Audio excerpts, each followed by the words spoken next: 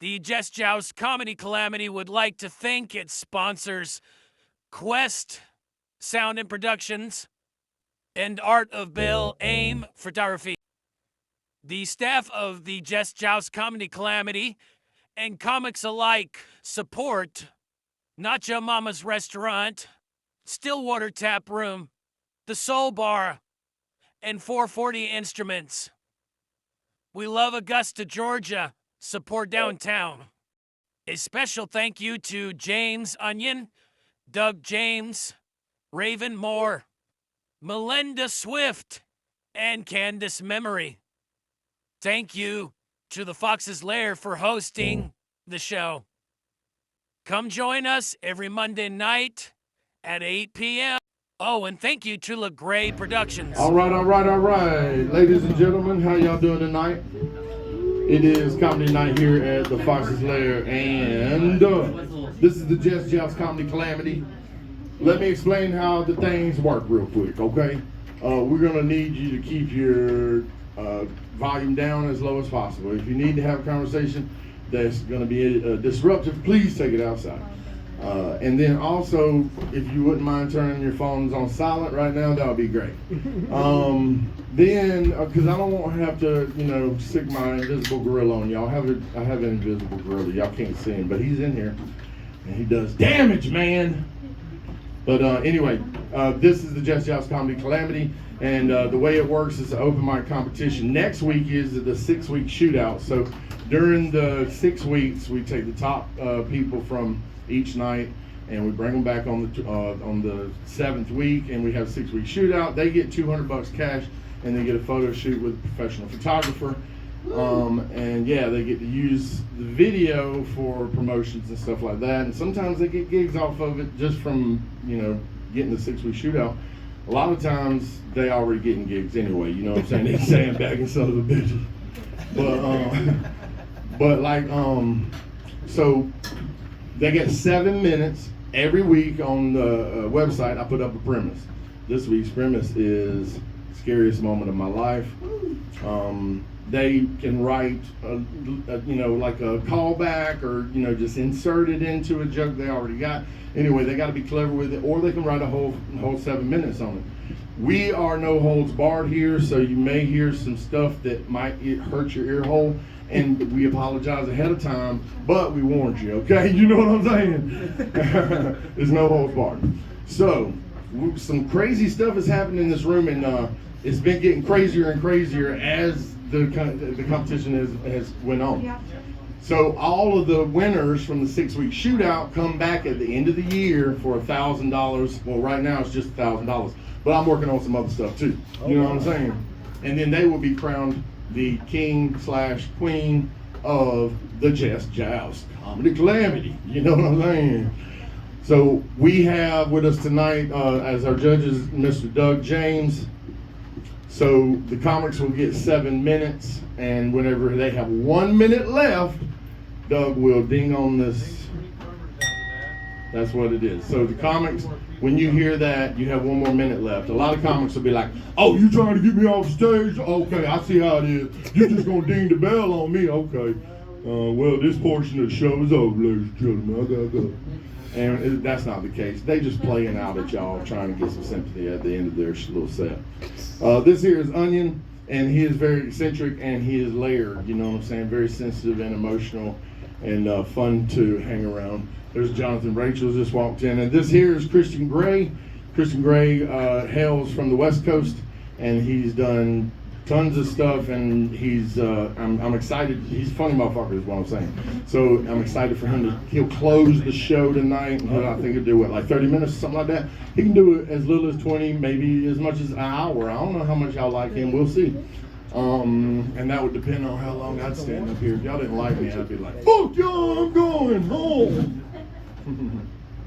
Yeah.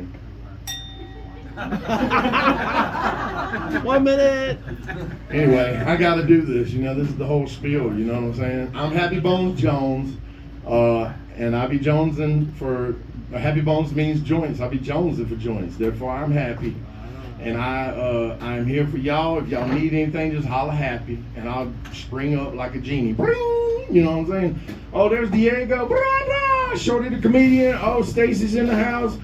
Jonathan's family has been very supportive lately, and Jonathan, one of our comics that'll be up tonight, a few months ago, he was on Kill Tony in Nashville at the arena, and he kept telling me that his segment was going to come out, and I kept not believing him.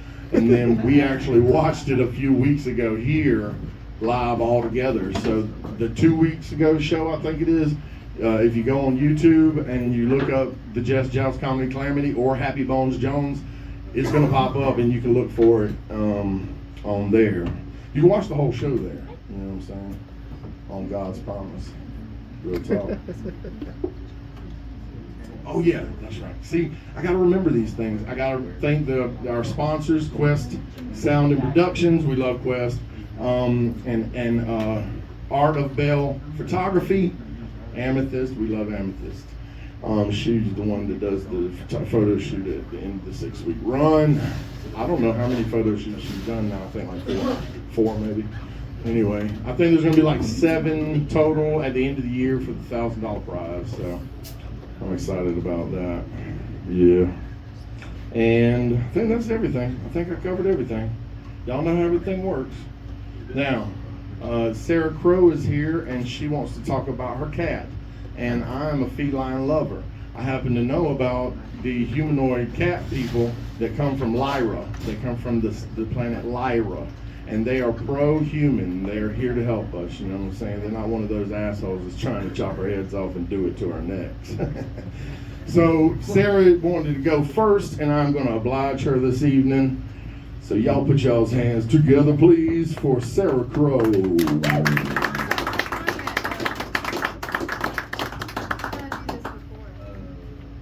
Oh, you wanted to use the TV as part of your bit? Yes. Oh, word on God. I thought you would have had it already. It worked earlier. Yeah, I got it. She knows what she's doing with the technology, y'all. It's all good. Sarah Crow is the proprietor of Finch and Fifth restaurant. If y'all are hungry for some good food, you should go down there and get some. Her and her wife own that place, and apparently Sarah's the one that runs it. Hannah's never there. Yeah, but she's funny. She's funny. She's funny. Now for a brief history of Augusta, Georgia. Augusta, Georgia was discovered in 1975. Nothing ever happened there. The end. I'm stalling, Sarah. How long do you think I could do this? Oh, this is part of the bit. I'm messing it up. I see. All right, let's do it again then. Don't start my time yet. Keep doing the 1940s accent. Now for the technology of 1999. The WAP browser. Got your AV. Wet ass pixelation. All right, everybody put it together. Put your hands together for Sarah Crow. I'm going to try my hardest not to be funny tonight, and this is a public service announcement from Sarah McLaughlin in the Humane Society of the World. That's Katie, she's only got one eyeball. You ever do such extreme white woman shit that you don't realize that maybe your ethnicity or your lack of melanin has somewhat impacted your logical thinking? There's some white women in here. Who's trying to touch a raccoon? Okay. Let me tell you a story about the most Caucasian shit that you have ever heard in your whole fucking life. I have a car wash membership. Sometimes I steal the towels. The little blue ones. Most of the time I just take them on a little cute road trip and then return them the next time I wash my car. Okay, good story. A lot of times I use them to pick up dead animals and move them to the side of the road, especially cats. Shit will haunt my nightmares. I do this because I believe in Jesus. Fucking heathens. When I die, it's just going... Don't look at me. Look at the cat. When I die, it's just going to be a montage of me picking up roadkill and pushing the shopping cart all the way back to the store. This is your ticket to heaven. A couple of years ago, this one-eyed lady named Gail was living in a condemned building on the other side of my backyard. It's fucked up. She didn't have any running water or heat or anything. She had a slumlord. Well, anyway, I was doing my laundry, yes, and Pete, the U.S. Marshal's evicting her, so I did some white lady shit and went and stuck my nose in some business. When they pulled her out of the house, cat after fucking cat and kitten started screeching out of that building like a Looney Tunes cartoon. The slumlord was there, and I told him he was a fucking slumlord, and he said he was going to poison these cats with rat poison. I said, fuck you, buddy, and dug a hole under my fence and let all the cats under the hole with some tuna fish. That's George. She weighs 17 pounds. Which was better than what Gail had been fucking feeding them because they had been eating fucking cornflakes. Gail was eating them cornflakes and she was feeding them cornflakes and she was walking down to the gas station on her social security check and this guy was charging her $450 a month to live in a building with no water or heat. Also, the main cats were a married couple named Katie, who had no eye, and Henry. That's Henry. He reads a lot. Katie had no teeth, oh yeah, and only one eye, and Henry is a long-haired, made from the streets black man with only 2 fucking teeth like a vampire.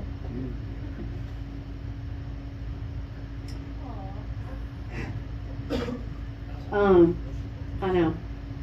It's really cute, right? It's fucked up though. This all ends well, so don't get fucking fucked up in your head, okay? So these 2 old-ass elderly cats with 2 teeth and 3 eyes between them were still banging it out and had kittens. And one died, and its name was Goopy. Rest in peace, Goopy. The other 2 I named Ripley and Bishop, and I got them adopted. But I missed a fucking kitten. I didn't even know it existed. Fast forward a couple months, and this kitten has kittens under my porch. By the time I knew they existed, they were feral. I trap what I can. I commit fraud and keep my South Carolina driver's license so I can take them all to Aiken and get TNR for free. It really fucked up my Progressive insurance. Anyway, by the time I can get close to this cat, she's already pregnant again with her second litter of kittens. I named her Mother after Mothership on the Aliens movie. She plops one in the mud. I name it Mud.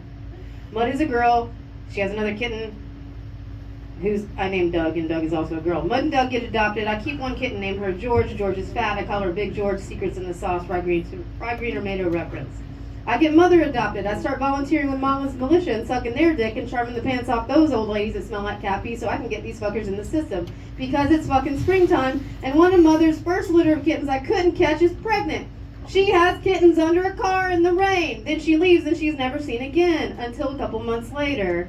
Got those kittens adopted too, but the kittens go to a rescue until a couple months later she comes back, has another litter of kittens under my porch, except these fucking kittens fall through a concrete block and I can't get them without a saw. So I borrow a fucking saw and I cut 3-foot hole in my porch and get them out with a claw grabber. They're about 2 weeks old. You guys don't like cats? Is that why you're talking? Okay. I feed these fucking cats every hour for 4 hours and don't sleep for 4 weeks. I get every single one of these fucking kittens adopted to friends. I get pictures of them constantly. I got some today, actually. About this time, Henry is diagnosed with FIP. The vet tells me there is no cure for FIP. I say, fuck you, I'm getting a second opinion. And I join a Facebook group made by what I assume to be other white ladies because I know that there are underground cat drugs from China that white women are smuggling in. I get about $800 worth of vials of this shit dropped off in my mailbox from a lady that secretly drove up way here from Athens, Georgia. She would not tell me her name. It was anonymous. I shaved my fucking crackhead vampire cat and inject him with drugs for about 8 weeks. That's him. I have to travel for my job during this time, so this cat goes to Myrtle Beach with me and illegally stays with me in a hotel just so I don't miss these injections. I am shooting up my cat in a Super 8 motel and leaving the needles in a glass jar just like a heroin addict. Henry lives. He is fine. I saved this cat. I got his entire fucking lineage adopted. Now I have only one cat from this entire line that isn't domesticated that comes around. His name is Petunia. We have a house hunt. We are house hunting, and the house can't be on a busy street in case Petunia wanders. You can't pet this asshole. I've just been feeding him for fucking 3 years, and he won't let me touch him. He just cries for food and then brings me dead squirrels. But I have to find a house where he won't die. I love this fucking vampire cat, and sometimes I get sad and I miss him when I'm only 5 miles away at work. Get your fucking cats fixed. Don't feed your cats cornflakes. If you know someone with a cat with FIP, I can invite you to the Facebook group. Also, fuck Big Pharma. Because the only reason this drug isn't approved by the FDA in the United States is because it was accidentally created during the COVID pandemic, and it is 1 molecule away from remdesivir. And they think they can't make enough money off of it because of negative PR and marketing a cat drug to humans. That's fucking Henry.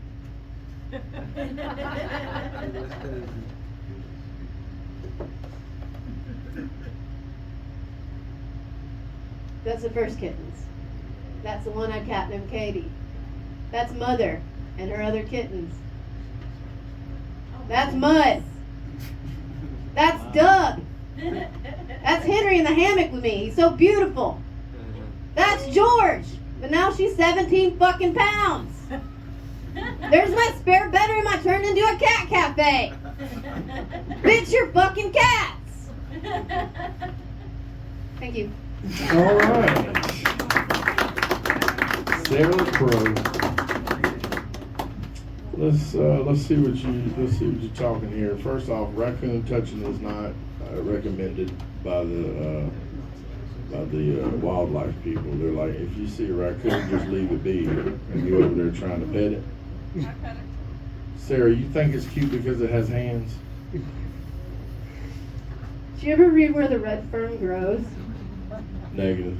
Little Ann and Old Dan and little fucking Billy makes his first raccoon trap out of a log and 3 horseshoe nails because the raccoon will put its hand in there and won't let the shiny fucking thing go, and it just traps in there. So that's what he used to make his home.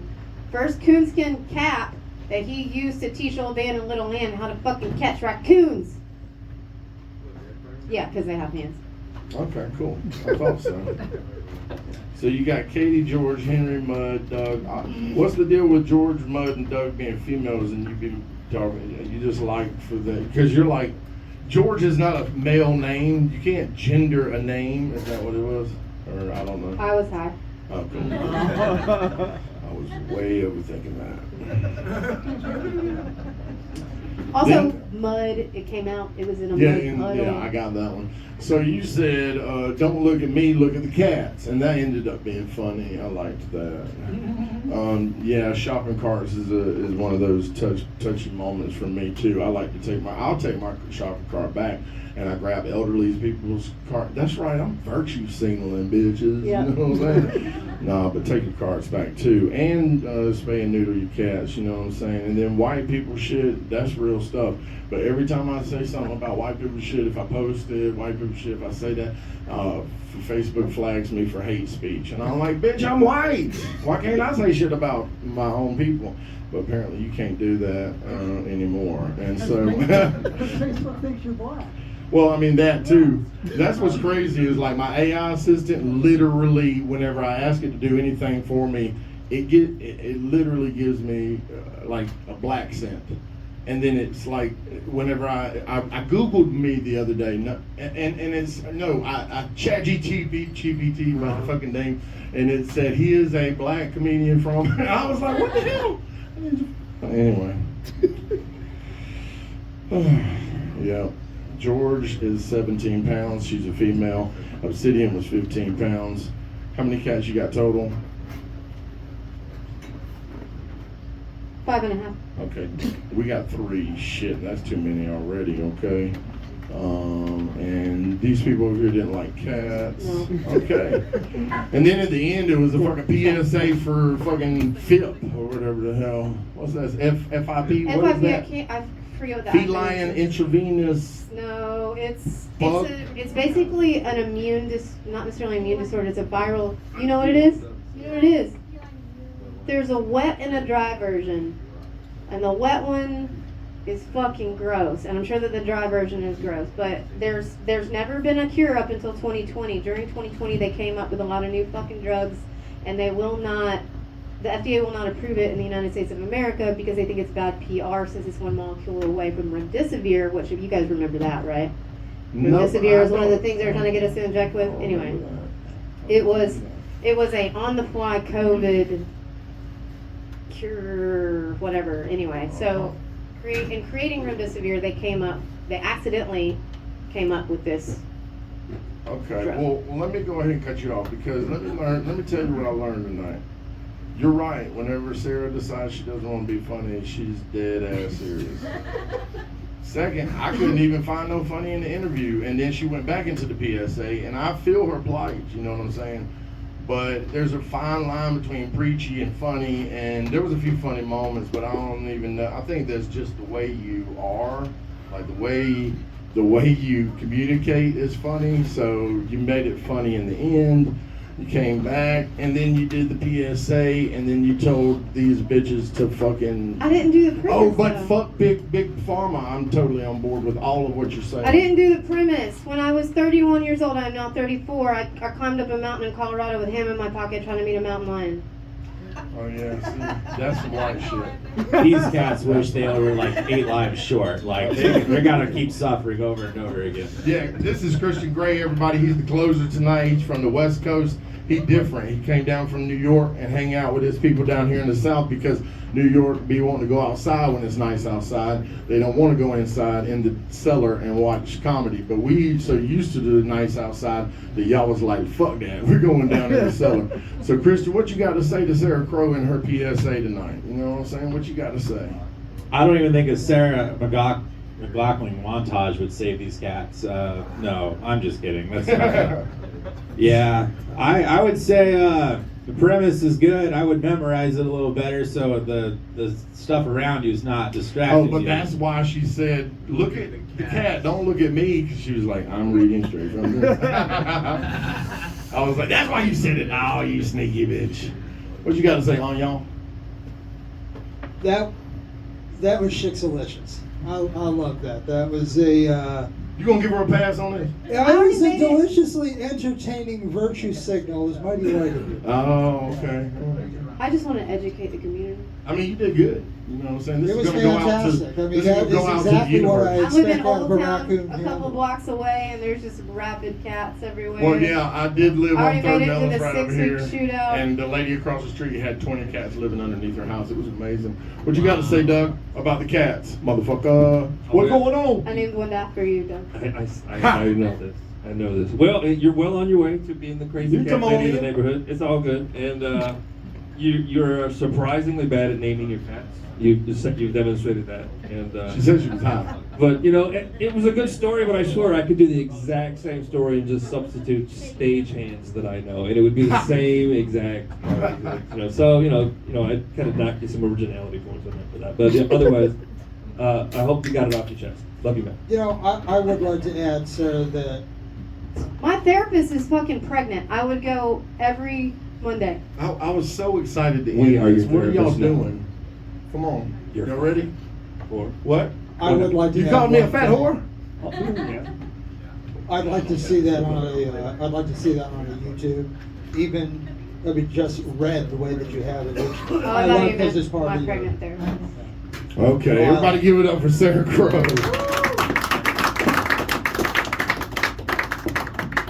Man, me and Sarah used to hang out back in the day when we both drank and we were both pretty rowdy and we had some fun times. I can only remember bits and pieces of it, but we had some fun times.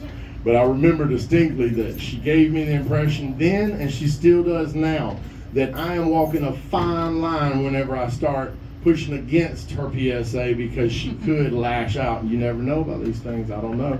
But I love Sarah Crow, and if she did lash out, I mean, I would forgive her and love her anyway. Because she is me and I am her and all of that stuff. You know, there is no separation. We are all brothers and sisters in this motherfucker. I see Matt Blizz just rolled up in the bitch. I didn't just roll up. Yes. Well, I mean, I just saw you, so yes, you did. Yeah, that's stupid. The other night I was sitting on my porch, I let the dog out, right? And fucking, I'm always seeing weird stuff in the sky, and I see this something like out of my peripheral. I turn and look.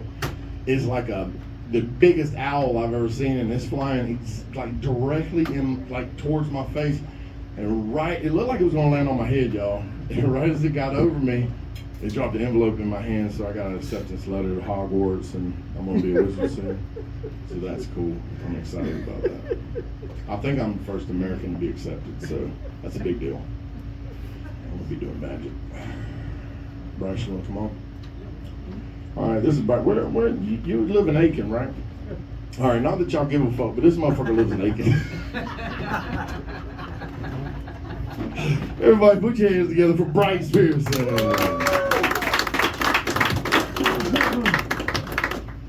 Yeah, well, I learned a lot about cats. I know that. And we all love our pets, which kind of reminds me of what happened to me this weekend. Me and my dog Maggie, we were walking through the farmer's market, and we met another couple who had 2 dogs. And so we were letting them sniff each other's butt, you know. They were just sniffing each other's butt. And I kind of started thinking, you know, what if humans, that's the best way to get to know each other, if we just sniffed up each other's butt and nobody knew it yet? Be pretty awkward, wouldn't it? I mean, I know a bunch of y'all fuckers in here just like me. Start wiping your ass a little better, wouldn't you?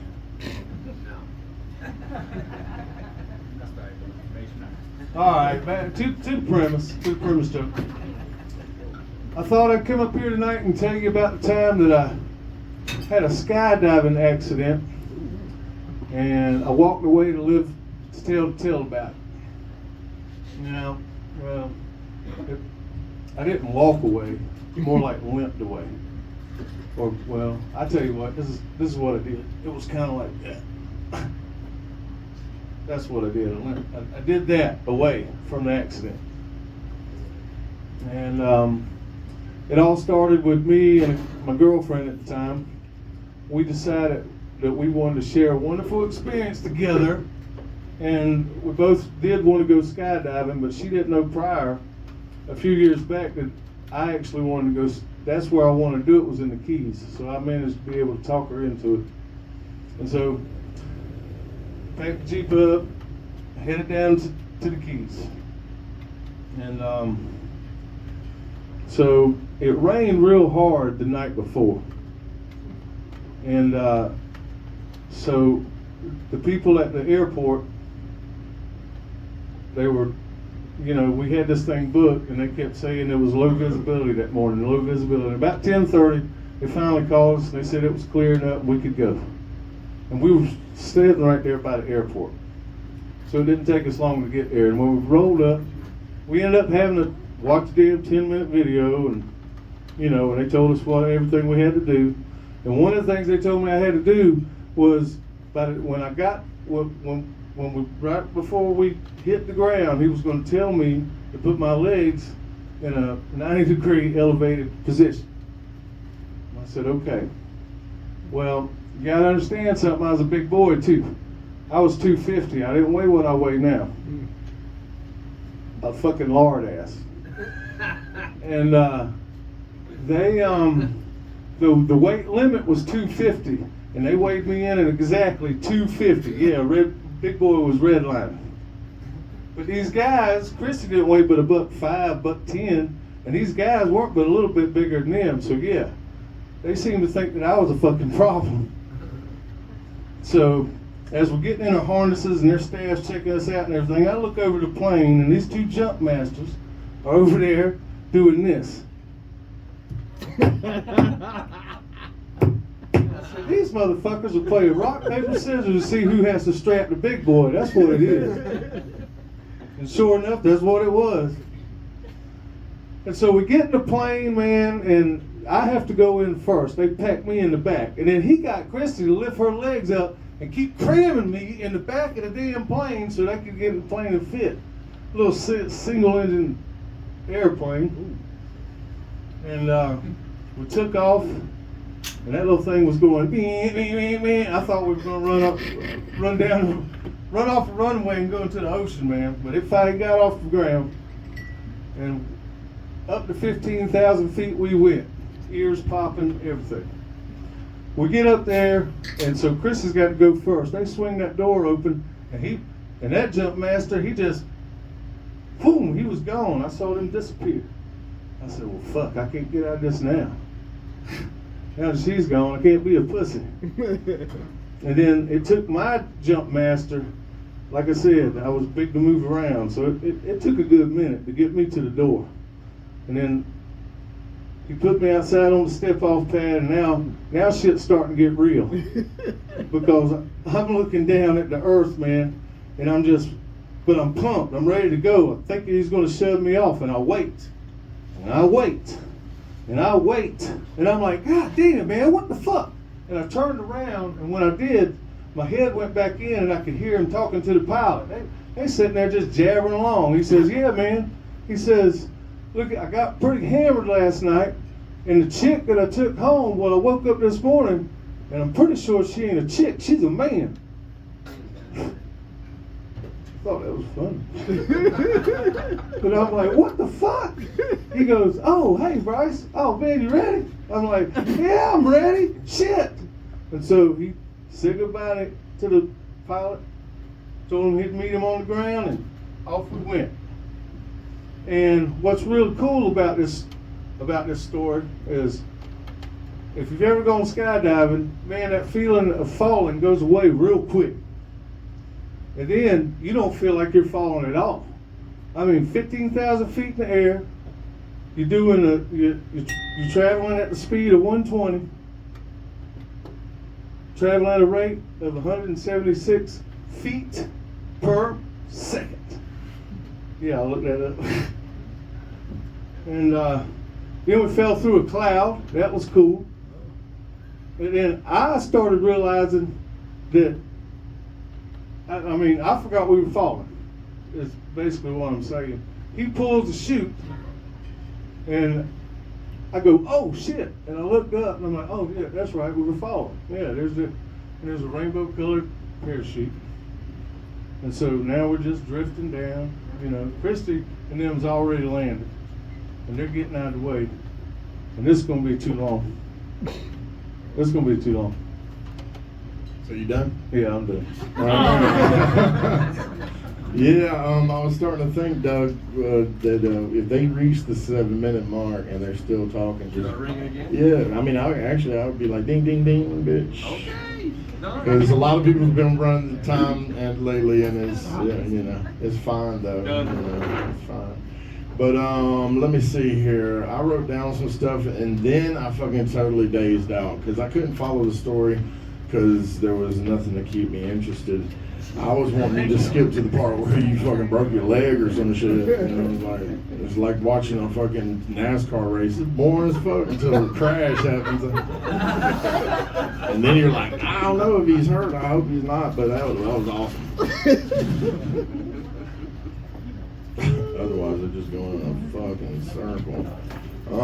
The bit about sniffing butts when you meet somebody, I've heard another comic do that. I don't know if any of the other comedians in here might remember. I figured somebody brought that's that I don't know who. I ain't never heard it. So. I mean, it's a very prominent bit because I remember it specifically. I think maybe he's dead now, but we'll see.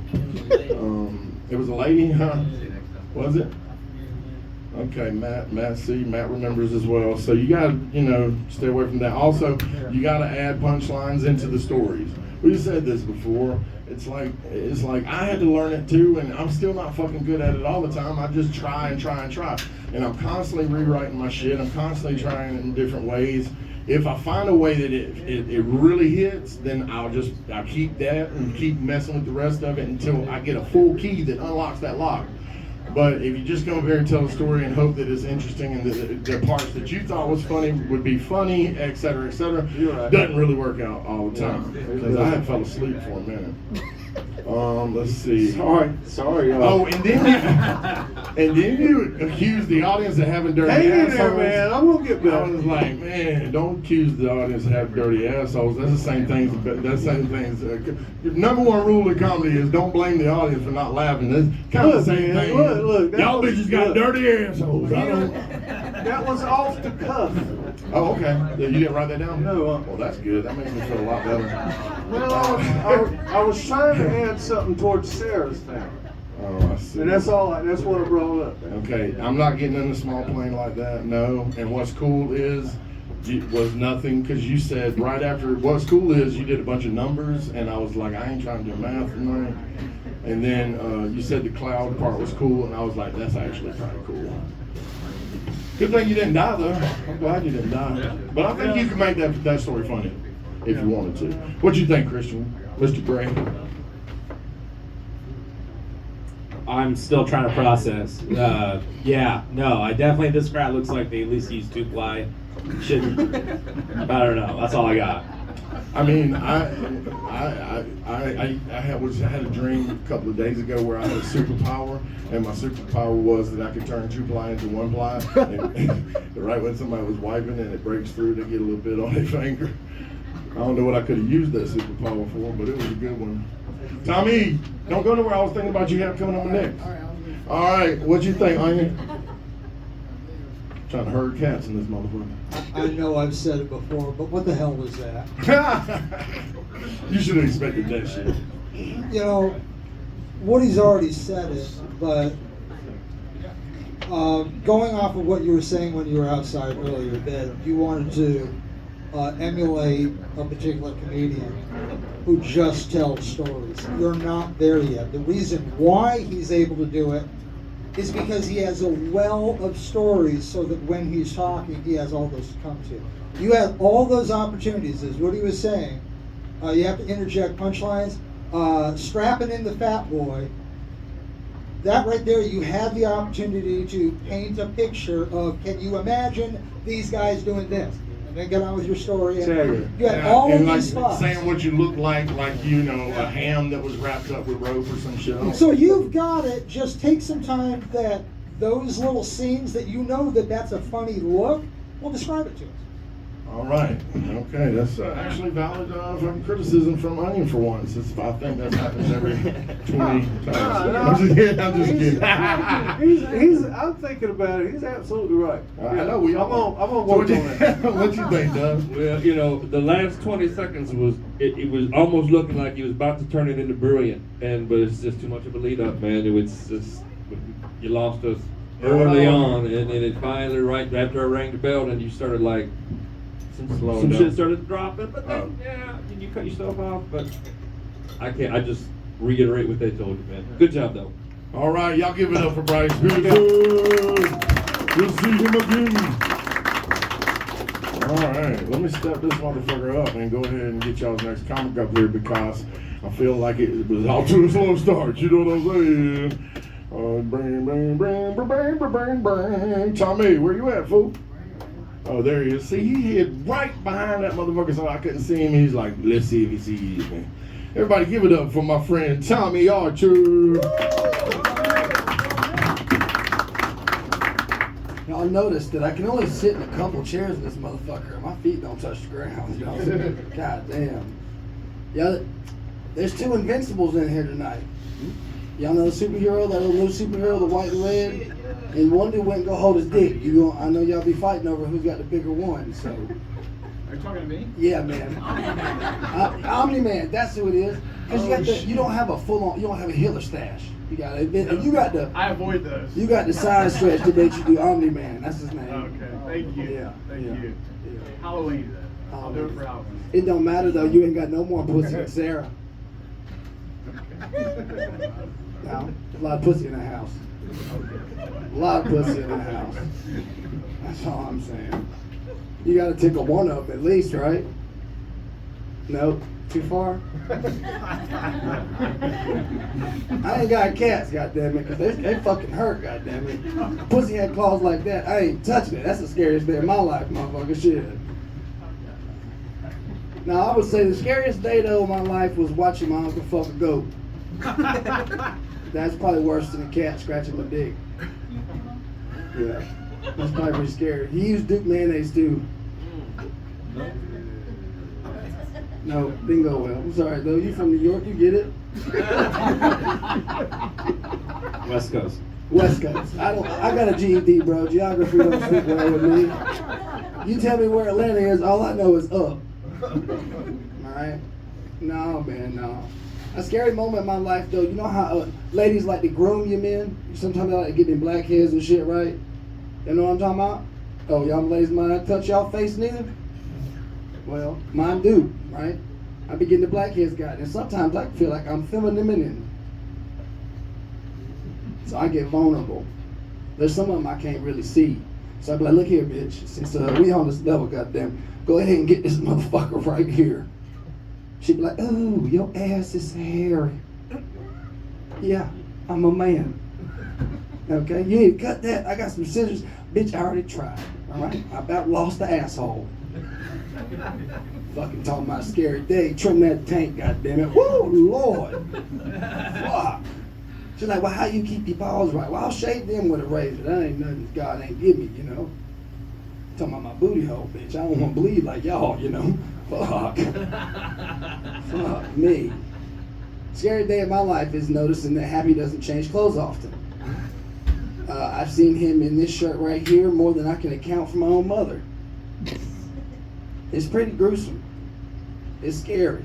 I feel like you come from the damn under. Isn't that? That's underneath y'all. Hell.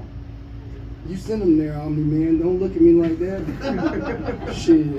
Fuck around and find out this Pickle Boy Records, bitch. Y'all see? Pickle Boy. Yeah. Yeah. My old lady asked me, she said, how you apply for that motherfucker? I said, look here.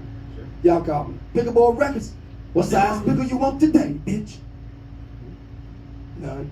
I don't want no pickle, right? Because we don't need pickles. Y'all like pickles? Who like pickles? Yeah.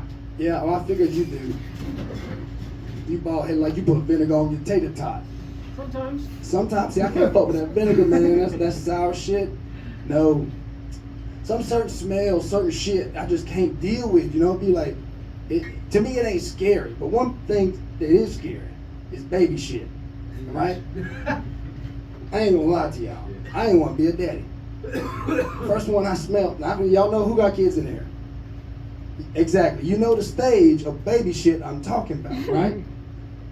Yo, that motherfucker had me throwing up on her while I was changing her. I didn't find out where the pussy was for at least a month. It's fucked up. You laughing on me, man? I'm dark, goddammit. I don't give a damn. That's my kid, goddammit. And you know what? As soon as she could walk, I walked that bitch outside, sprayed that bitch on with a water hose up against the wall like segregation would. Separate the white from the brown. Doo-doo, not you. You liked it though, a little bit. You all did. It's all right. It's work in progress. Work in progress. What's up, Gandalf?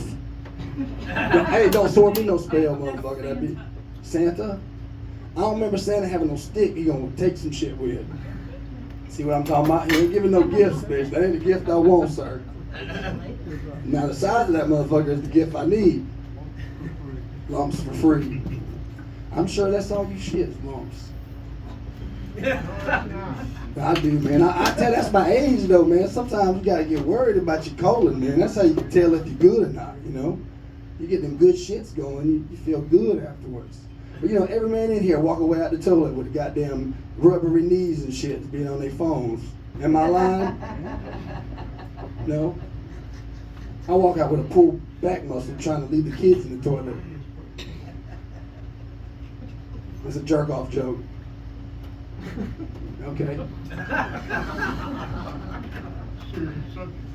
It's a serious subject every day. Me, motherfucker, shit, that's my dick. I'ma use it. Yeah, it was a scary day, man. I was shopping on, you know what Amazon is, sir? Santa Claus, you know what Amazon is? I know it's a competitor. Do you know what Amazon is? You do? So you know like Alexa and shit? Like, you know, they have like wish lists. So like your wife could have a wish list. So I go searching my wife's wish list and I found chocolate black dicks. What am I supposed to do about that, Sam? What am I supposed to do about that, Sam? Come on now. You gonna grant me an extra extension?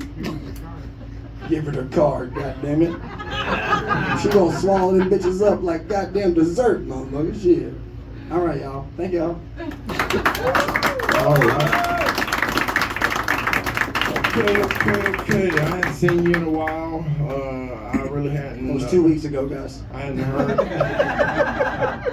hadn't heard any of that. He talked to me today. What's funny is I fucking like every time you get up here, I never know what to write down because it's like you're not really doing jokes per se. You're just jabbing, and then like your inflections is what's funny to people. Like your little in betweens is what people laugh at. You know what I mean? She scared me the whole time. Yeah, she's very intently Yeah. staring and paying attention, which is a good currency. She got high so- prescriptions. I'm gonna be there one day. I got mine in the car. She's looking you dead in your eyeball. I'm just picking. I'm Yeah, sorry. and then I did put a note here that Atlanta is more west than up, but okay. It's still anuses- up though. I'm not wrong. Well, yeah, anuses are sensitive. That's true. You don't want to scratch that or cut that. And then I think pickle boy would be funnier if you said pickle boy. Two boys. Vinegar on tater tots sounds yummy. Green pea poo is nasty. I don't like that green pea. The green pea poo. Squirts, all that baby stage Yeah, shit. I don't I'm like not doing it. none of that. No. Washing that That's bitch right. off in the sink with a water hose. Bitch. That's why my baby mama left me. 8 months old, she was like, "You ain't gonna change one damn diaper." No, she left me when she found mine against the brick wall. I said, "Okay, maybe your coworker will change that diaper." She married him 3 months later. Okay, let's see here. Moving on. Colon. The colon is the reason that I wear these same shirts over and over again because I have a colostomy bag, and these are the biggest shirts that I have. But hopefully the surgery will be reversed soon, and I'll go back to changing my clothes. But I'll be washing them and shit sometimes. Raven makes them. She said I won't be able to sleep in the bed if I don't. Amazon is the reason that Santa Claus came in here looking like that. Can you believe that? Run his Definitely a ass China up. version. That's messed ass up. Like, fuck Amazon. What do you think, Christian, about this? I got a few things on this one. Okay, yeah. First off, you're definitely on Santa's naughty list. Like, yeah, no. That ain't nothing new. Fuck Sam. And if you're gonna keep using your dick, you should use condoms. I think. Never Yeah. did. Not good. Yeah. No, I like it. I like it. You come up here and you have energy. You're very in the moment. You might be rambling, but you're in the moment. So you'll find gold eventually. Yeah, just keep writing. You'll figure it out. Okay. All right, What you thank think you. on y'all? You gonna figure it out there, Bubba. How life goes. That's just tub. Onion? That's just some tub thumping, moon pie eating, sister loving, yep saying, mama loving, cracker ass cracker gibberish. I loved it. He can't never She really understand knows it, it. y'all. He really, But really he knows understands it. Yeah, he doesn't understand, but he understands it. He's from the islands. What you think, Doug? So the scariest moment of your life was your uncle fucking a goat. Yeah, it's pretty intimidating, man. How do you think the goat felt? How do you think I felt when he was going to get my butt? I mean, poor little goat. You know, yeah. I'm sorry you had to go through that. And if you have an accident shaving your asshole, you don't really lose an asshole. Don't you just gain another one?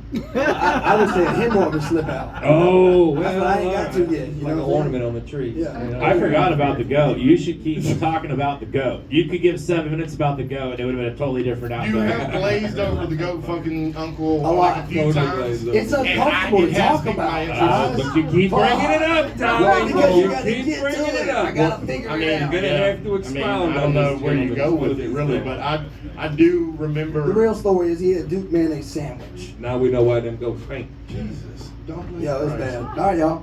All right, everybody, give it up to Tommy Archer. Oh my stars alive! Let's see who's up in this bitch. Matt, you want to come up? Sure. Hell yeah, we went up last week. Me and Jonathan, we rode up and we saw Matt and Shorty up in Columbia at this place called the Elevate Social Club, and we had a lot of fun there. It was cool. I bought a game from there because the dude that manages this place, he actually makes these like fucking games and shit. It was cool. I was like, you know, I gotta support that shit. That's unique. Everybody, give it up for my man Matt Blues. Man, thank y'all for being here. Y'all give it up for these guys, man, what they do, man, and the opportunity they give us to come down here and work on our craft. It's always a good vibe down here. I really appreciate that, man. Scariest moment. I don't know if I have a scariest moment, so I'm going to tell y'all about some scary moments, all right? When I was 8 years old, I had a great idea. If you've ever met an 8-year-old, you know that's a fucking lie. 8-year-old boys don't have great ideas, good ideas, or even ideas. They just have notions, you know? Like, hey, let's tie the string to that stick and hit each other with it. Sure. Stupid, dumb. So one day I looked at my friend and said, hey, you wanna climb up on the tree house and jump off? I said, yeah, let's do that. But my friend was smarter than me, because he was like, why don't you do it first? Oh, okay, I'll do it first. So I got up there and I jumped off my tree house and hit the ground belly first. Yeah. Now, I didn't get really hurt. I just got the wind knocked out of me and I bit my tongue, right? But what my friend saw was me fall, hit the ground, and start going, spitting out blood. That's fucking traumatic for an 8-year-old, right? So he runs inside. Miss Blizzard, Matthew's bleeding eternally. He's bleeding eternally. And my loving mother come out there and say, he's fine. And I think I'm dying, because I don't know if any of you remember the first time you had the wind knocked out of you, but you are 100% sure you're fucking dying, right? But that was a scary moment. Almost as scary as the time that his sister almost caught us looking at her through the window while she was showering. Well, my sister, fuck. Fucked up, right?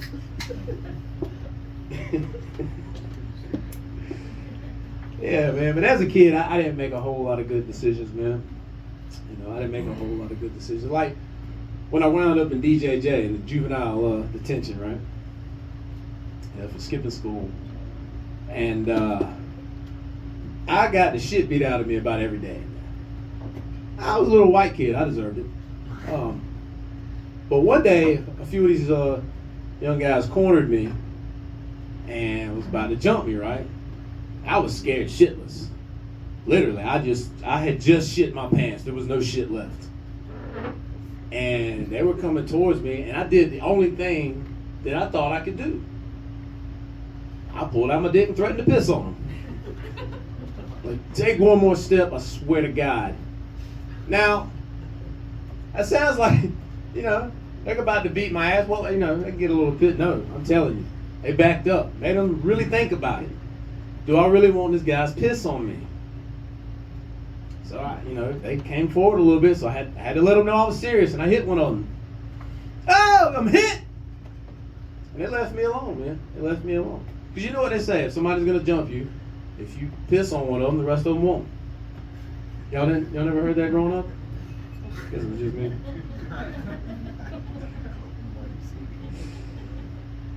And then there was a time I was in jail, adult jail, right?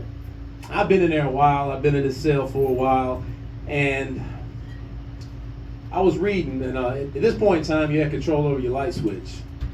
And they had brought this guy in, this big 6'6" monster of a dude. His last name was Wallbanger. This motherfucker's last name was Wallbanger. Yeah, I was like, oh my God, I'm gonna die. So for 2 nights in a row, I was reading a book, kept the light on all night. One night he decides he don't want that fucking light on all night anymore, right? And so he said, hey, you're gonna turn that fucking light off tonight. Now, what I said was, you're not gonna fucking tell me what to do with my house. What I was thinking was, I'm never gonna see my mama again. Shit. He said, what? He jumped down, and I took my glasses off, and I looked at him, and I said, man, let's talk about this, man. I can turn the light off. It ain't no big deal. Yeah, man, I've always had a habit of getting myself in fucked up situations like that. I got jumped in prison one time. It happens. And it was my fault. I was choking out this dude because, well, listen, he owed me a pack of cigarettes for some weed I sold him. And he came in my cell and I was choking him. Well, then his buddies followed him in afterward. He was bait. Which I'm sure while I was choking him, he was like, this wasn't part of the goddamn plan. And they followed me in there, put the desk in front of the door, and I was like, oh, no, I'm never going to see my mama again. So luckily, I only got hit one time. One of them hit me, and that motherfucker hit me so hard, I forgot we was even fighting. All of a sudden, I was on the ground looking at the towel on the floor going, why am I looking at the floor? Why am I looking at the floor? And I got up and I seen the guy that hit me. His name was Universal. I said, Universal, man, what's going on, man? He's like, no, don't tell the police. I said, well, about what? He put a mirror in front of my face and my eye was all swollen up and purple. I was like, God damn. But probably the scariest moment in my life, since y'all rushing me, was when I was told I was going to be a father for the first time. Bro, my girl come to me, she said, I'm pregnant. I said, bitch, how'd this happen? I said, I thought you was on birth control. You told me you was using birth control. She said, I did. I told you it was Arkansas birth control. I said, what the fuck is that? Nothing with the word Arkansas in front of it is any good. The fuck? She said, well, you know, when you're done, and you just stand up real quick afterwards, spread your legs and jump up and down like that. Thank y'all. All right, Matt Blues. Jumping off high shit is fun as fuck. It's like when my kid was young, I was like, man, you ain't doing nothing good with your life. Sitting in here watching video games. I was like, let's go outside. I took it to the river. I took it to the rope swing. Tried to get him to swing on the rope. It wasn't happening. But whenever my dad told me to swing on the rope, I didn't want to be like, nah, I'm gonna sit this one out, Pops. I wanted to be, impress him. So I went in and swung on the rope and almost died. You know what I'm saying? That was one of those times you gotta be careful, especially when you're bleeding eternally. You can't, you're gonna die. You don't want to be bleeding eternally. You got jumped many times in your lifetime. The prison fights, they be happening, I usually instigate it, I'm not gonna lie. Right, I figured that. You got that kind of face. What else is there to do? And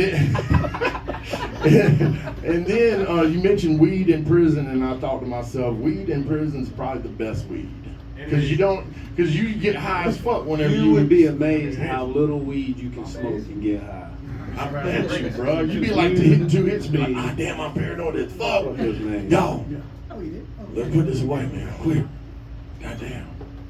All right, and all I thought about whenever you said that you just hit him with one is that you are Superman with your penis because you was able to squirt out like a little spurt, like a shotgun blast or some shit. You know what I'm They saying? just called me in the bathroom and scared me real bad.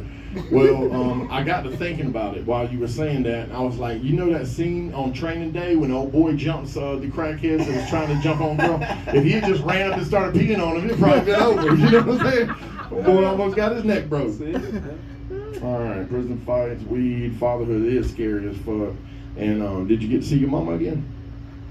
You got to see your mama? That's for another night. Okay, that sounds like a loaded question. All right. And I just want to remind everybody that the alligator can digest human bones in 64 days. They call that a Cajun divorce, you see. All right, what you got to say there, Christian Gray, to this man, Matt Blizz from Columbia? I just want you to hit me with snap into a Slim Jim. You look like the Macho Man Randy Savage. Snap into a Slim Jim. Yeah. Damn, that's good. Fuck, that's good. I've never noticed that. That's why I'm here. Yeah. Did you make anyone your bitch? Oh no, he had a Fifi though. Yeah. That's the story for another time. I told that one here, right? Did I tell that one here? Yeah, that was like one of the first stories you told, and I was like, this that he's for real. I had a cat, that was it. It was a solid set. Thank you. Oh shit, Kristen said that was a solid set. What you got to say, Onion? I love Blizz. I always find your sets like a very, very special episode of Blossom. What I found outside. What you got to say, Doug? Threatened to piss on a bully. I tell you what, that could have saved me from a couple of ass beatings back in middle school. I wouldn't even thought about that. Pulling out my neck, damn. And poor Arkansas. I swear to that. The only state Oklahoma can make fun of, or us, South Carolina. It's like just crazy. Yeah. We're bad, but great job, man. I loved it. Thank you. Thank y'all. All right, y'all give it up for Matt Blues. Yeah. Listen, we're all adults here. You know what I'm saying? So I want to try to start a new movement where instead of having stop signs at four-way stops, we should just have signs that says "Take turns, motherfucker." We're all adults here.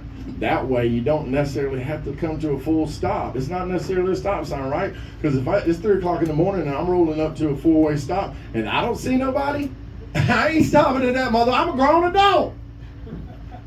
But then the cop pulled me over and was like, "What the fuck are you doing, kid?" And I was like, "You're terrible, but what? I'm like 49 and you're 28 and you're calling me the kid?"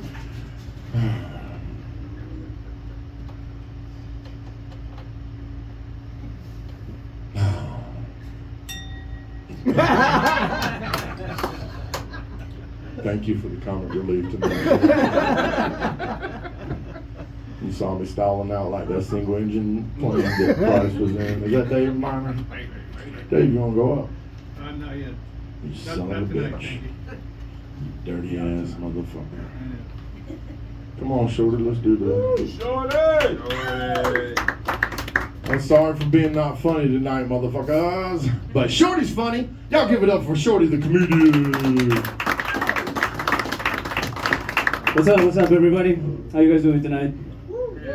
Okay. So tonight we're talking about the scariest moments of our lives. I got 5. I remember 5 moments that I was just terribly scared. The first one was when I was 6 years old. I was at my uncle's farm, and my uncle had a lot of farm animals, from chicken, turkeys, all the way up to cows and bulls. And one day, one of the bulls tried to run me over, and my aunt, my uncle's wife, she saved me. She somehow scared the bull and didn't run me over, and I was terrified. Like, I almost pissed myself, because remember, I was 6 years old, so everything looked bigger to me. And when I saw this massive 600-pound beast running and charging at full speed and on battle mode, that shit was scary, man. Like, fuck, man. Even the bull got scared. So that shit was very scary. I think the second time I really got scared was when I was around 15. I was in high school, and I was playing wrestling with my friends. And one of my friends was on the floor, and I got on a stool. Like, I wanted to pretend like I'm jumping like off the ropes and falling on him on my stomach. And when I did, the stool fell, because it's a fucking stool.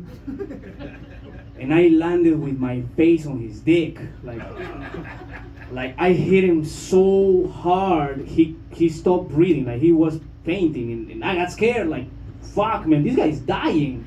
I was 15, I didn't know, like, oh shit, you can die from this? And I got scared, man, like, but not for him, for me. Because I can't go to prison with a crime like that. What the fuck kind of street credit is that? Like, what if somebody asks me, like, why you here? And I try to look tough, like, I killed somebody. How? I blew his dick off. With what? My face?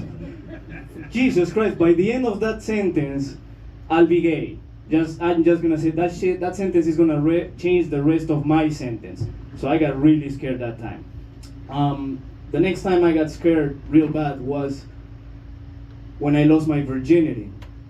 Because I wanted to be special, and I ended up crying. I know it's a little embarrassing, but in my defense, it was my first time, and I did not know she had pepper spray. Okay, so that shit was scary. Alright. The next time I got scared was, like, the 4th time I got scared was when, a few years ago, my 18-year-old girlfriend back then told me she was late. And I panicked. Like, I was so fucking scared. Because, not even for her or me, like, it was mostly, like, how am I going to explain this at home? Just how, and luckily the next day her period came, and finally, man, I could breathe, because I didn't have to explain nothing at home, so my wife never found out. So that was okay, I guess. And the last time I really got scared, this happened after my divorce. I was dating this girl, and she was epileptic, and she didn't tell me. I found out while having sex. Like, I was giving my best, and suddenly she started like, and I was like, oh shit, I got this, you know, and I was like, oh fuck, man, I was like so happy. I never been that good at this shit, you know, like, I was having fun, man. I was making videos and shit, you know. She was just like fucking collapsing over there. I made rhymes, you know. This dick may not be so big, but it packs like a sewing machine. So I started playing. I even make the sound, you know, like tuku, tuku, tuku, tuku. So I was having a lot of fun, man. But then I realized something's wrong. Because she didn't stop shaking like for 5 minutes after we finished. So, and then she started like white foam came out of her mouth, and I was like, oh shit, I did not come that much. And yet she, like, I called 911 right there, and they told me, oh shit, she's having an epileptic attack, you gotta hold her head. And I was like, oh, okay, I got it. Like, now what?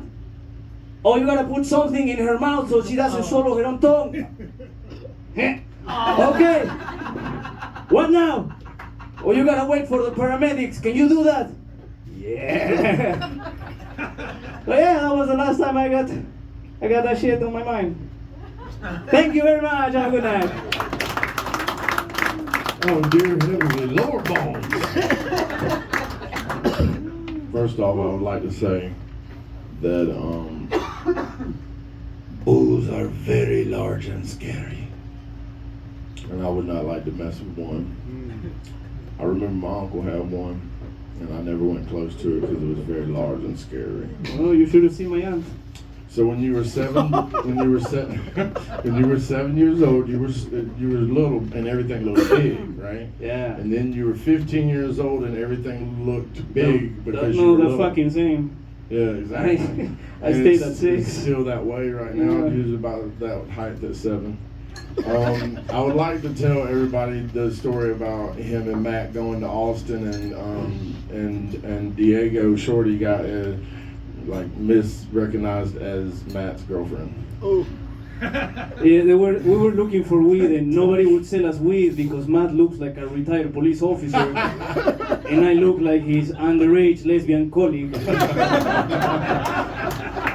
These motherfuckers trying to bust somebody. Don't talk to them. I've never seen a couple like that. Yeah, man. Exactly. I was surprised to find out that you lost your virginity, but then I found out that was a lie. Twice. Oh shit. Oh, like Tara. I Pretty think much. she lost hers 7 times. And we had a crazy woman here in a few weeks, like in a row. Like I think. Oh, I saw the video. Yeah. Yeah. I had a bunch of comments of people being like, "You should ban her. I never want to see that again." Shit, give the girl a chance. All right, so you was dating an 18-year-old, and how old were you? That's classified. You're a Peruvian pimp. I'm young. Do you That's all I like can people say. from Chile? From Chile? No, man. You don't like people from Chile? No, like them? Yeah, I do. Oh, okay. I thought you were racist towards Chileans. No, we look the same. What about Argentinians?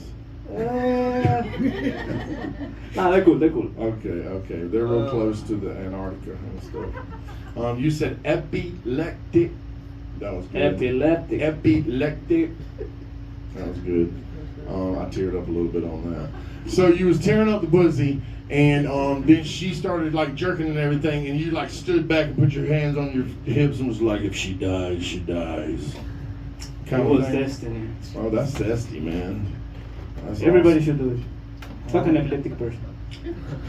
I mean, that's crazy. But I wouldn't put my dick in her mouth because when she clenches up, you know, bye ding dong. You know what I mean? What do you think, Christian Gray from the West Coast, not New York?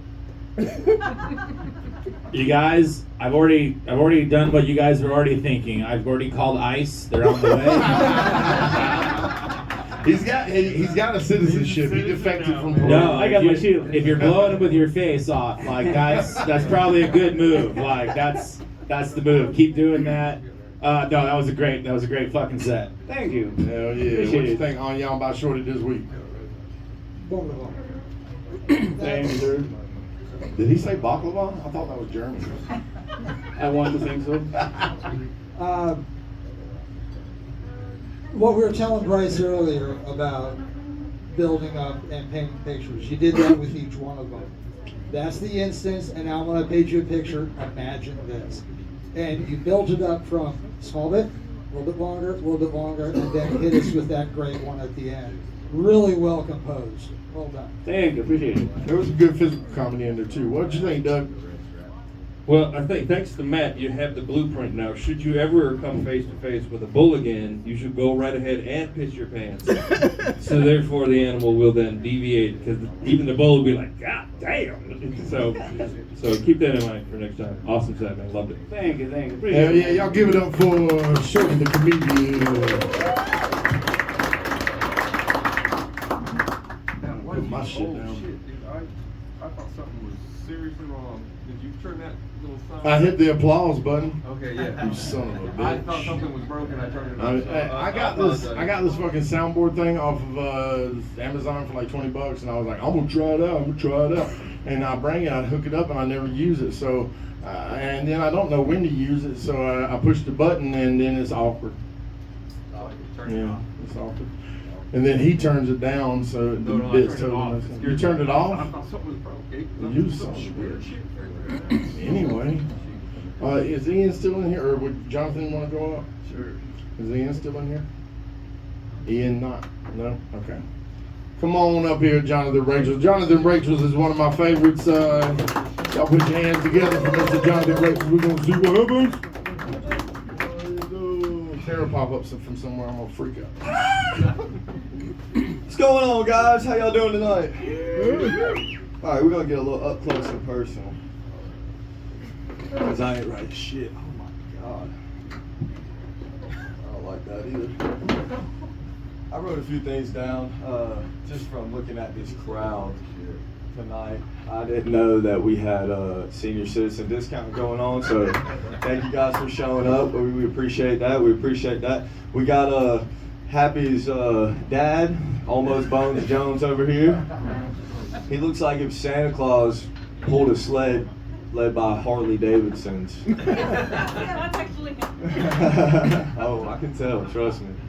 That hat he's probably had since Nam, ain't it right? I want to thank this guy for taking time off from being a picnic tablecloth to come down here tonight. It's an honor. Onion, I saw his hands for the first time ever last week. Onion's hands are so white, I feel like when he snaps, it just sounds like a whip cracking. And then Doug just looks like Bill Nye the audio guy. Look at him. Yeah. I love that. We got, who else we got in the crowd over here? Okay, we got my mom and my dad, my stepdad. I like to call him my stepdad. He's actually, he's really like my dad, but I call him my stepdad because I like to tell people my dad's a piece of shit. So it's my stepdad. We got my mom right here. She fucked the piece of shit. That's terrible. My mom's like 6'3". My stepdad's like 4'11". I know. He's been pissed off for years. He's always 1 inch too short. Could have had a disability check every month, but fucking nuts, dude. I don't know why you didn't just take your shoes off when you went to go get checked. That don't even make no sense, Brad. Come on. We want to thank him for taking off from helping Snow White. Because he's a dwarf, Mom. I have to spell it out now, too. That's crazy.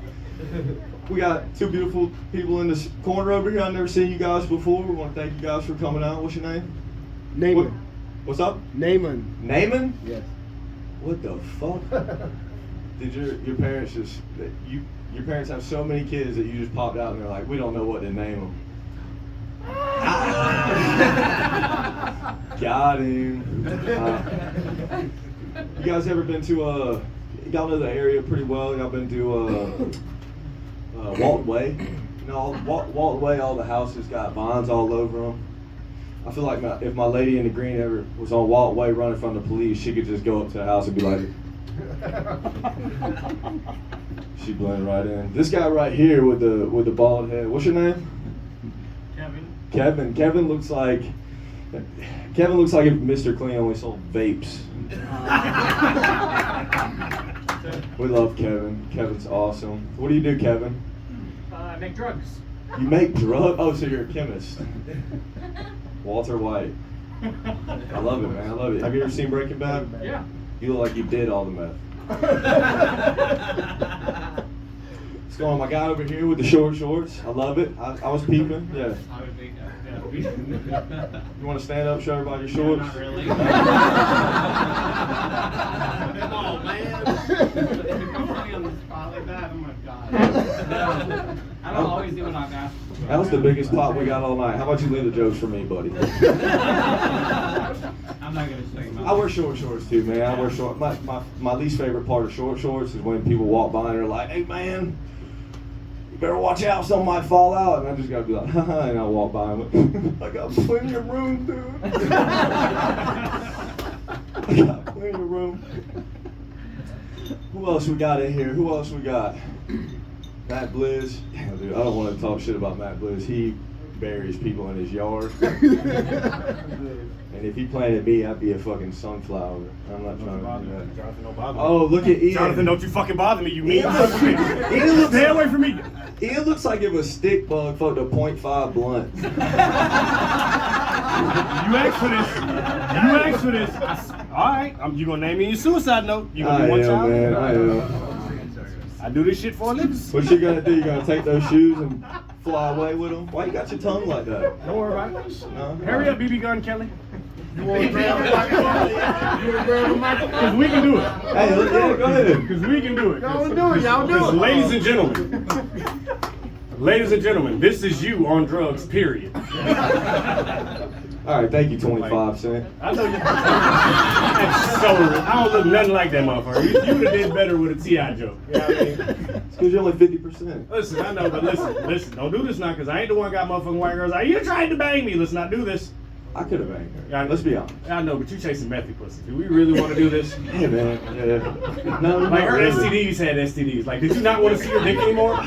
See, Were you on a suicide mission that night? Did you just look at your dick and just say, fuck it, we don't need it. I don't need you anymore. I don't need to do this anymore. This is not what I come to do. Look, man, I needed I'm this. just saying, Tara, my guy. Yeah, I needed a Tara. new plug. Come on, Bruh, guy. I would jack off with sandpaper first. I would rather beat my meat with a fistful of razor wire with a lemon juice chaser as lube. See, you've been along way longer than I have. I ain't even heard none of this shit before. Young These ma'am, jokes- this is almost your fault. Are you? My fault. Is this your husband? This is your fault. This is your fault. You should have trained him better than that. Dude, you think I came from his sperm? No, but he's like, if you had a goddamn, you'd have made better decisions. Oh, man. Just as much as you'd be like, he's not my dad. He'd be like, thank God he ain't my son. Son of a bitch is crazy. No idea. Oh, look, y'all want the scariest moments, right? So, me and my friends, when I was a kid, we broke into some fucking house that was being sold, and we kicked holes in the wall, right? I was like 14, guys. Come on, you did dumbass shit. I just want y'all to know he's admitting to a felony on camera. White people do your thing. God, how do you think we got caught? The police caught us. We can't run like you can, my friend. Sucks to be you, huh? I'm just kidding. You come out. You can dress like us, but they're not like us. They're not like us. They're not like us. He's gonna bring you a black boyfriend home. And shit, that's time. Oh man! All right, well, let me dish this out because I mean, motherfucker, dude. First off, okay, you know, I like to think that I'm one of those motherfuckers that, you know, and I always preach like, we gotta lift each other up, we gotta love each other, we gotta lift each other up. But this motherfucker's starting to be funnier than me, and that's bullshit. Good shit, John. He's surprising me every damn time he comes up. And this time he's talking about, I ain't running nothing, I'm just gonna fuck with the crowd. And then it worked. And I rarely see that when the motherfucker has been up like what, 25 times total? So fuck him. Oh, wow. What you gotta say, Christian? You guys are my test run on crowd work, so thank you. I know I didn't let you guys talk much just because this motherfucker was funnier than me, and I didn't want that shit to keep happening. You're the guy that just like bullied everyone in high school and nothing bad happened to you. You just went about your life, nothing happened to you. You just kept fucking with people. No, you didn't bring no jokes and you fucking murdered. Good job. Right? Did you What read you my think? biography? Oh, shut up. Did you read my book? No. No. Dear Lord, I don't even understand where he's going with that one. Onion, did you read his book? You don't look like you could read or write. Illiterate as fuck. Was it a picture book? It's a children's book. Hell yeah, like 3-letter words or less. Fuck them kids. Fuck yeah. Go to motherfucking sleep. Yo, Charlie Mack is my dude, yo. He's a beast for that. Shout out Charlie Mack. Shout out Charlie Mack. You gotta go get that book. It's actually a children's book. Right. It's Called a Go to children's Fuck book to Sleep. for adults called Fuck Them Kids. It's hilarious. Go Yeah, check it out. yeah, Charlie Mack is doing some big things. He's Yes, he is. international now, this motherfucker. I met him in Alabama, man. Yeah. At a Def Jam audition. We were auditioning for Bob Sumner. Right on. For Def Comedy Jam. And no, that was okay. Yeah, okay. Yeah, no, I didn't know he had South Carolina ties till I moved here. Cause he was in Texas when he came to Bama, and we met there. Yeah, I keep talking to him about coming here, so whenever he slows down, we'll see. What you think, Onion? Fucking Simon Cowell.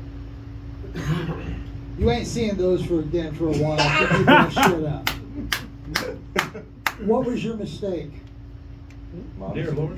Yeah, you made a mistake. What Talking was shit your to Ian. Never lose control of the room. You gave up control to someone else. He gave my control A up. fucking Cowboys fan. You Can't blame me, motherfucker. Hey man, I wasn't gonna lose my black card in front of these 1, 2, 3, 4 black people. You know, that shit would have spread. I wouldn't have been able to go back home. What'd you think, Doug? Bill Nye the audio guy. Oh, yeah, that was good. I'm totally stealing that shit.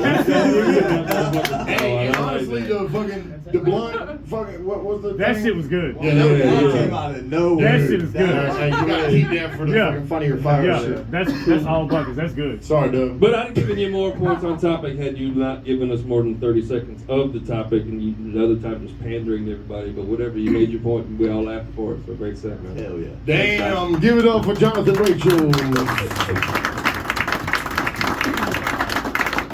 the scorecard only has like 5 spots on it, and Christian leaned over to me and was like, "Is this the last one? Did I go up?" And then I was like, "No, I'm sorry, we don't fucking do shit right around here. We got a few more to go." And, You're stuck, buddy. The state politics would show that. Oh yeah, fuck yeah. I'm not part of that though. I'm a divergent. Hey, Omni-Man wanted to perform. Shut the fuck up. No, for real, Omni-Man, you said you gonna do something. Hold on. Oh shit, one of us. One of us. First time? One of us. One of bring it. Yeah, come get in the fire, baby. Tommy, he gonna I'm the fuck here, mustache man. Whisper in my ear. What's your name? Miamo been a mean motherfucker. Miabo been a mean motherfucker. Okay. My name's Ben. Ben. Everybody give it a gig. Fucking Ben.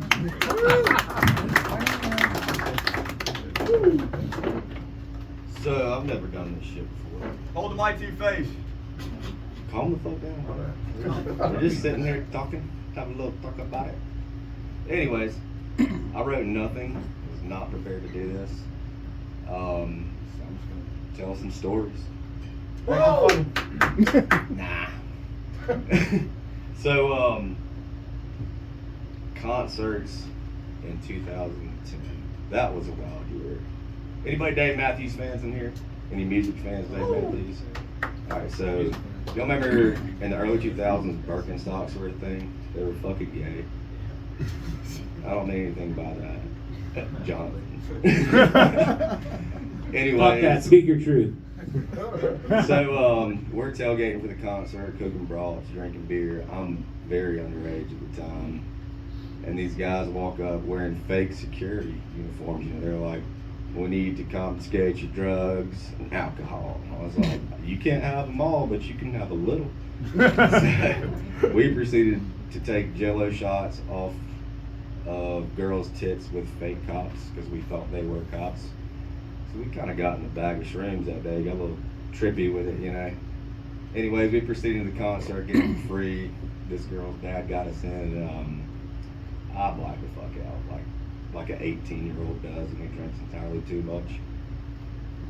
Ended up getting to the first row, and there was a fight, and I just took my Birkenstocks off and threw them at the people. And the cops tried to get me the real ones this time. I was like, hey, I took shots at those guys. It's not the same guys. And they're like, fuck me. So I took my shirt off, barefooted, and went and bought a concert tee. Went and sat in a different section. It ended up being a great show. Anyways, that was one story. Pretty good whiskey drink. Last night I got pretty fucked up, boys. And, a friend of mine randomly shows up. I was having a small drinking problem. I don't have a problem with it, but everybody else does. But fuck them, you know, I'm happy about it. Fuck those guys. So, buddy of mine shows up with a case of beer. I just bought a case of beer and back up 12-pack. You know, gotta keep one on deck. So we're drinking in the yard, shotgun a couple beers, and all of a sudden I thought about tearing down my screened-in front porch in the old house I just bought, and I decided I was gonna do some stupid white people shit and dive through my screen on the front porch. I did. And I forgot about it. Was the funny thing. Forgot all about it. Posted that shit on my Snapchat. Forgot my mom's cousin's one of my friends. Mama called me this morning. She was like, "Hey, you okay?" Saw you dive through your front porch this morning, you dumb son of a bitch. I was like, I'm your son, bitch. She didn't think that was funny. Yeah, so I got a bad habit of my toxic trait is I just gotta get drunk and get a tattoo for no reason, you know. So that's my newest one. And son, I'm a preacher's kid. That probably explains some things. You know, raise hell, praise Dale. So I'm at Sunday dinner one day. Mama done fried some chicken. It's good as fuck. We're all just chit-chatting. I'm the black sheep of the family. I'm a piece of shit. I'm good at it. I enjoy it. And so Mama's like, "When did you get this new tattoo on your arm? You look like Satan with a snake on your arm." I was like, "Damn, Mama, it's a portrait of you. I thought you might like it." Hell yeah. Had Daddy the preacher Joseph, cuss at the goddamn dinner table. It was fucking great, dude. Best Sunday dinner of my life. It was a good time. My mom still hates me a little bit. You know, whatever. Anyways, so I was raised in Mississippi. It's a landmass to some people. It's a real piece of shit state. I love it. People say I'm a personification of the state 'cause I'm a piece of shit. So, you know. Anyways, I don't know. I'm kind of running out of shit to say, guys. Never done this before. Sorry if I kind of just... Good fucking job. All right, give it up for being here. Hold that for a second. I'm going to talk to you. Good job. Let me feel that shit. All right. Let's see here. I'll tell you another way to get into a festival free. You go to where the exit's at, and you turn around and you walk backwards. Yeah, I've done it. I learned it on TikTok. Gandalf 2.0. Yeah, you're welcome. Shrooms are good for you. I love them. Yes, that's correct. Talking to the microphone, you PKPOS. I love mushrooms. You know what a PKPOS is? Preacher kid piece of shit. Goddamn right. I told my mom one time when she told me I was going to go to hell that immaculate conception is not possible unless Jesus was a fucking alien. And she lost her mind. My mom's name is Mary Beth and my dad's name is Joseph, but I ain't no goddamn Jesus and I ain't coming back, and that's a fact. Well, yeah, we know. Mississippi, I try to drive through that motherfucker as fast as possible. As you should. What'd you think, Christian Gray? Sundown towns in Mississippi, bro. That was an experience. I think, I don't know, you said you're a preacher's kid? Yeah. Yes. So you got violated by a preacher and a family member at the same time at some point in your life, huh? Do what? Just blink twice if you're in danger. I'm good, dude. All right. That's all I got. Blink twice, motherfucker. Well, it was surprisingly good. Oh, But, damn, shit. Are you in the house? You understood Forrest Gump over me, bitch? I didn't say that. I said it was surprisingly good. I'm not a very smart man. What do you want to do with it? Do you want to do this? It's something to do while I'm drinking. You want to do it? You want to do it a couple more times? Absolutely, I'm down. I'll actually write something down next time because I do have funnier stories. I was kind of blank, man. You have a good progression of the story, and you seem to have a natural understanding of this is the punchline, and I have to hit it, and then you go to the story. You don't let the story go on too long. It's surprisingly good. Thank you, honey. Appreciate it. I ain't never saw that shit happen before in my life. What did you think, Doug?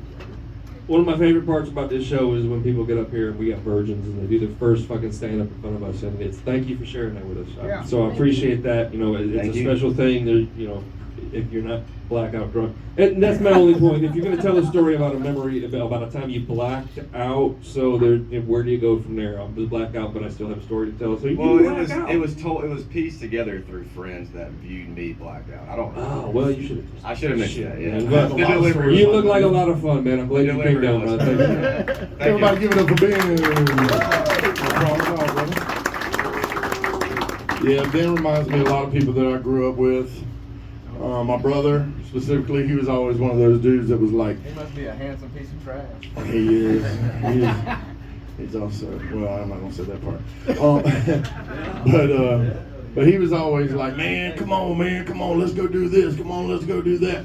And I always be like, man, every time I go with you somewhere, we end up in some bullshit. And he's like, but there's free pizza. Like the other day, he called me up wanting to go to our niece's birthday party. I didn't even know it was her birthday. I don't even hardly know this bitch. I got a bunch of nieces and nephews. I don't know none of these motherfuckers. I didn't know her name, and he told me, little Katie. Little Katie, who the fuck is little Katie, right? And he's like, we're going to Chuck E. Cheese, man. It's free pizza. And I was like, word, okay, all right, whatever. I don't know if y'all been to Chuck E. Cheese lately, but it's like going through TSA when you go in that motherfucker. They got like a gate and shit, and the girl was like checking her ID, and then she was putting these wristbands on us, and all of a sudden, I don't know why she said this, but she looked at us, she was like, will y'all be leaving with any kids tonight? And Joe, without missing a beat, this motherfucker goes, I don't know, we gonna look around and see what we like. Oh. I was like, why'd you say that while you rolled your titty? I don't know what's going on. Next thing you know, the security guard comes up, start messing with us, telling us he gonna kick us out and shit. I was like, fuck, I didn't even want to go to this motherfucking party. I don't even know that little bitch like that. Get me in trouble. Next thing I know, two unrelated families to ours start getting in a big old fight. It's like 30 people in this motherfucking fight in Chuck E. Cheese. And first thing I do is whenever I see a fight bust out and the security was messing with me and then all of a sudden he's distracted, I turned and walked out that motherfucker. I was out in the parking lot halfway to the car, and then my brother's running out with 2 pieces of pizza, and he's like, "But pizza, bro, but pizza." I'm like, "Fuck you." That's what Ben reminded me of just then. I had flashbacks and shit. Thank you. What'd you think there, Ian? You want to come up and close off the open mic portion of this jank? Well, this is one of the motherfucking funniest dudes I know in this motherfucker, okay? And his name is Ian Hayes. Y'all put your hands together. Thank you. I had no idea that I would be hearing so many stories about white people getting drunk tonight. Apparently, alcoholism is a thing with them. Yes. Who knew? I knew that y'all knew. I'm just talking shit about it because a round of applause to you white people for alcohol. Just in general. Like, I don't know who or what stressed y'all the fuck out to the point where it was like water just ain't gonna do. But thank you. I just thought about the creation of beer and shit. Like, who the fuck? You know what I mean? You ever think about it? It's like, who made this shit? Like, the shit that we're drinking right now. Like, who the fuck was like, I'm pissed. Fuck this goddamn water. I need something else.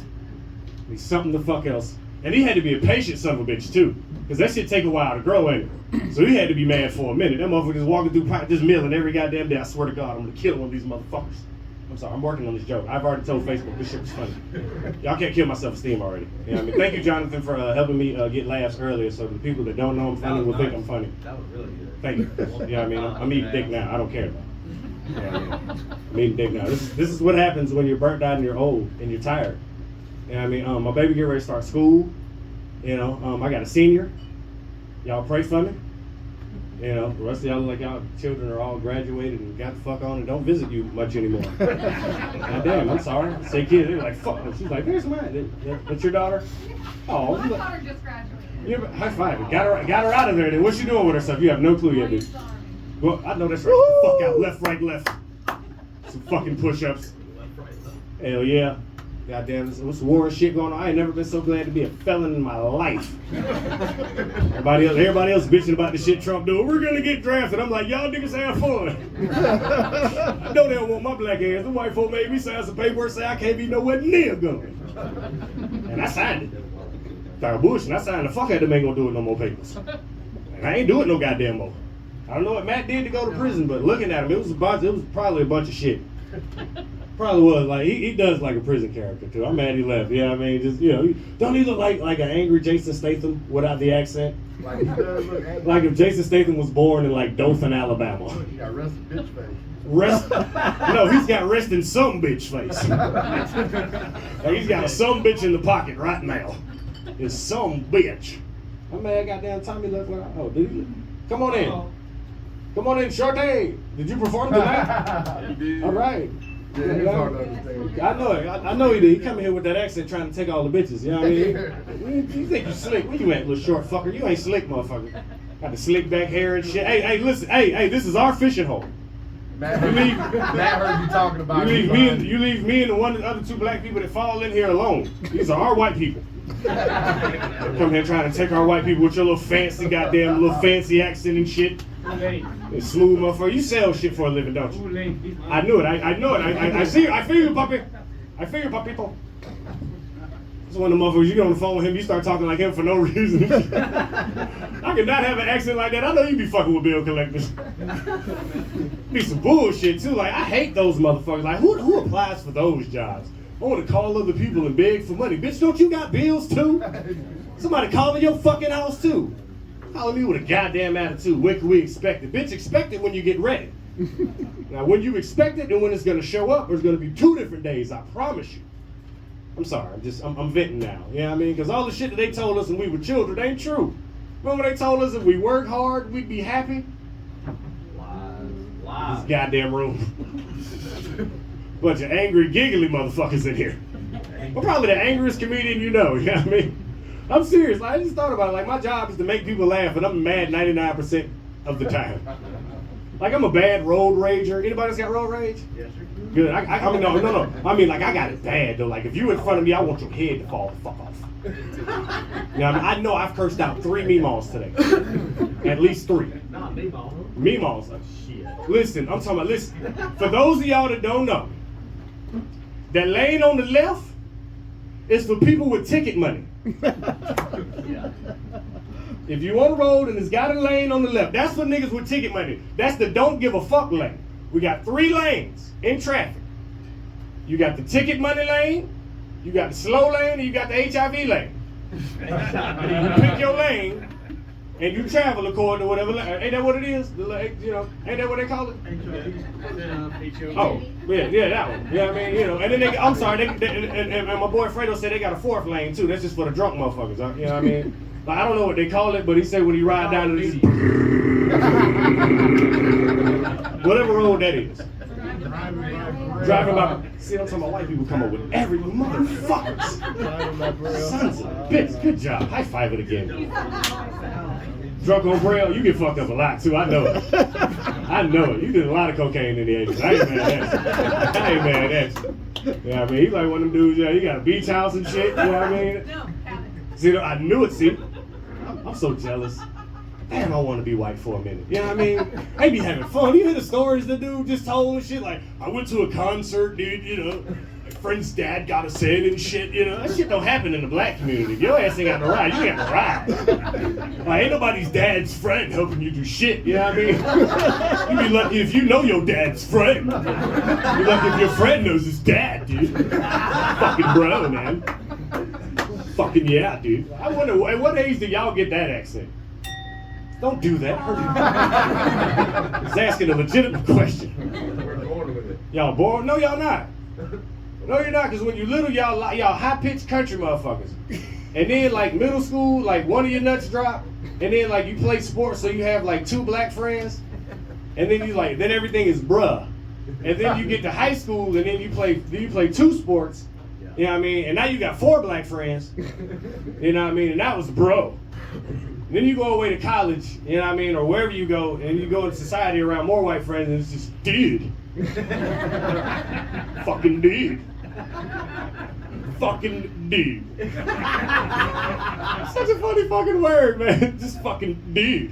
Isn't that fucking awesome, dude? Your name is Christian Grey? I know you got a lot of pussy after that book came out. It's not, but your girl likes it. I believe it. I believe it.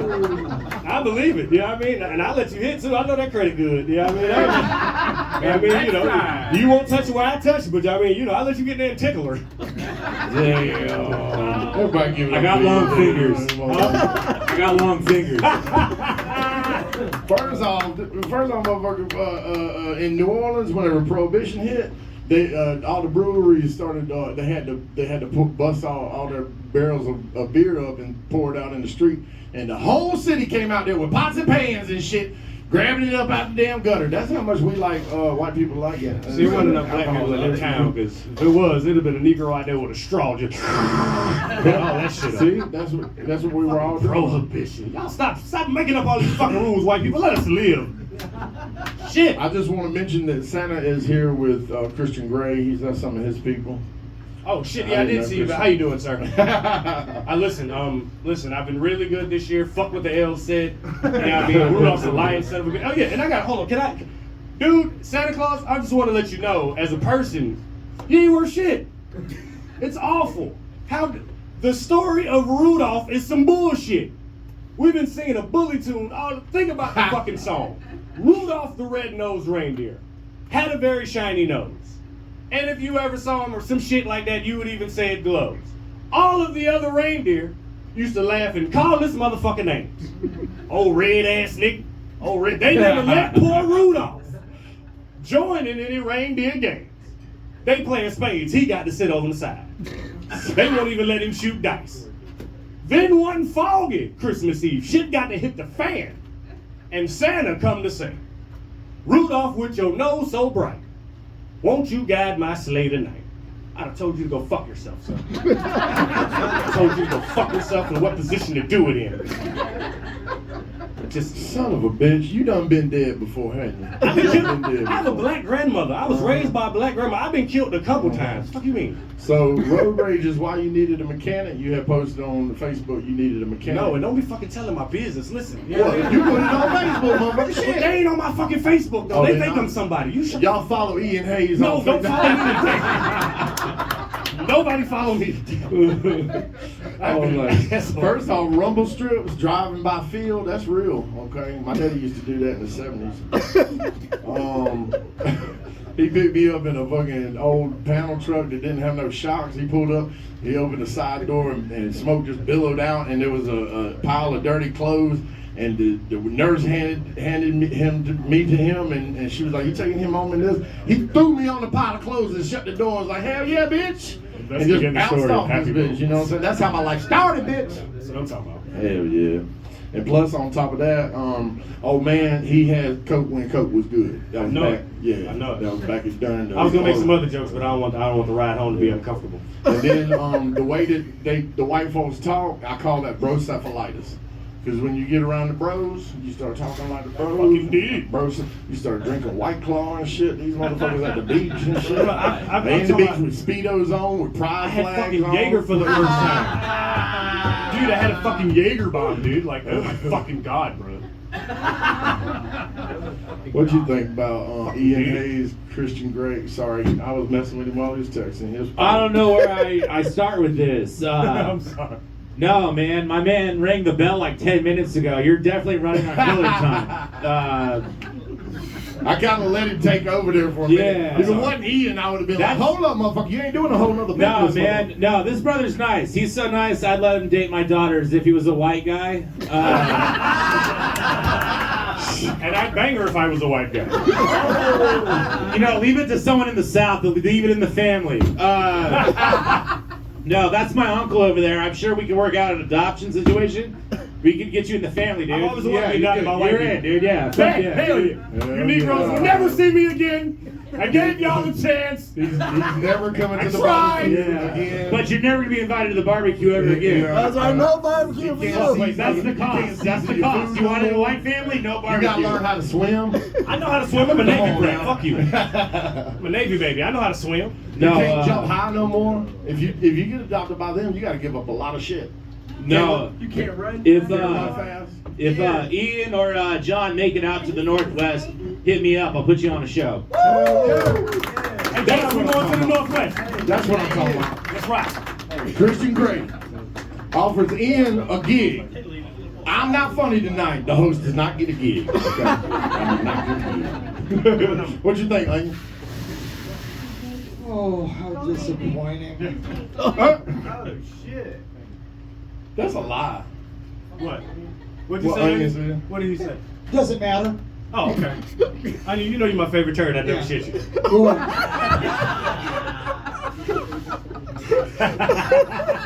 Got him. Dang, damn, I'm good at this.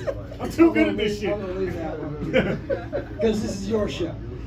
What the fuck? I'm a fucking chopped liver in this motherfucker. It's my show, motherfucker. Shut up. Not tonight, baby. Not tonight, motherfucker. All right, I'm kicking all y'all out. This motherfucker. We're really looking forward to hearing what you do with the beer later on. I really am. Thank you, because I am working that bit out. I'm working that bit out.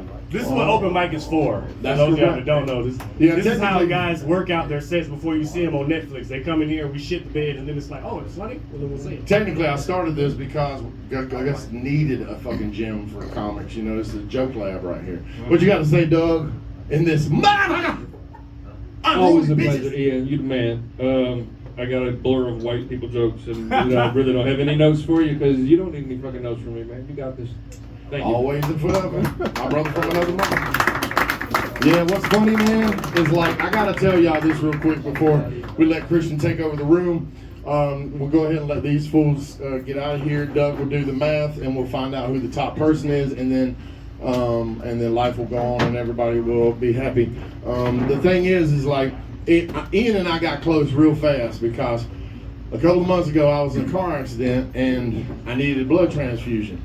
And we happen to have the same blood type, so he stepped up. Now, as he's giving me the blood and everything, I got to thinking, I remember the episode of Geraldo where they invited on the Ku Klux Klan and they threw a chair at him and broke his nose back in the day, right? And one of the guys, he was so white, he looked like his whole damn bloodline was baptized in mayonnaise. He stood up and he was like, if you got one drop of black blood in you, you black. And I was like, oh shit. I just leveled up, bro. That's what I'm talking about. Yeah. Everybody, we had a cancellation. Shamonda Richardson did not come. Stop inviting her. And yeah, that's the second time she's canceled, so she's staying on TikTok. Bitch, you fired. And Christian hit me up like 2 hours later, and he's like, "Hey man, you got any? I heard y'all got some stages in this mother." And I was like, "Shit, actually, can you do this much time?" He was like, "Yep, that's easy." And I was like, "Come on through, motherfucker!" So here's our savior from the West Coast, Mr. Christian Gray. West Coast in the house. What a fucked up looking room, by the way. I've been looking at you guys for like 2 hours. Holy shit, where the fuck am I? Man, apparently I got a new cousin. We just adopted a new black guy. That's cool. Give it up for Ian and all the comics you've seen. Hell yeah. Give it up for the bartender. Woo! Hell yeah. You guys were like really quiet the first hour. I thought Bill Cosby was serving drinks. Yeah, no, man. Yeah, we picked it up. We picked it up at the tail end. This is good. This is it's a good time to be going last. That's right. My name's Christian Gray. I pointed out, Ian's girlfriend likes it. That's cool. Man. Fucking Augusta, Georgia, huh? This is where we're at. I don't know, man. If Christian Gray really lived in Augusta, Georgia, it'd be like 50 Shades of Sweet Tea, I think. Like, yeah. Like, you guys think Sweet Tea is part of the food group for sure. Like, you think Waffle House is part of, like, you know, part of the extension of the government buildings out here. Like, deals get done out here, mostly drug deals. Like John, I got drugs from him earlier in a Waffle House. Hell yeah. No, this is good. This is good. The fucking I still can't believe we accepted a black guy in the family, man. Hell yeah. We're here, baby. Hell yeah. We know barbecue is good, but you know, we do cool white, cool people shit though. So you know, you're welcome for that. I can cook. I'll take care of the food. Hell yeah. Please tell me more salad.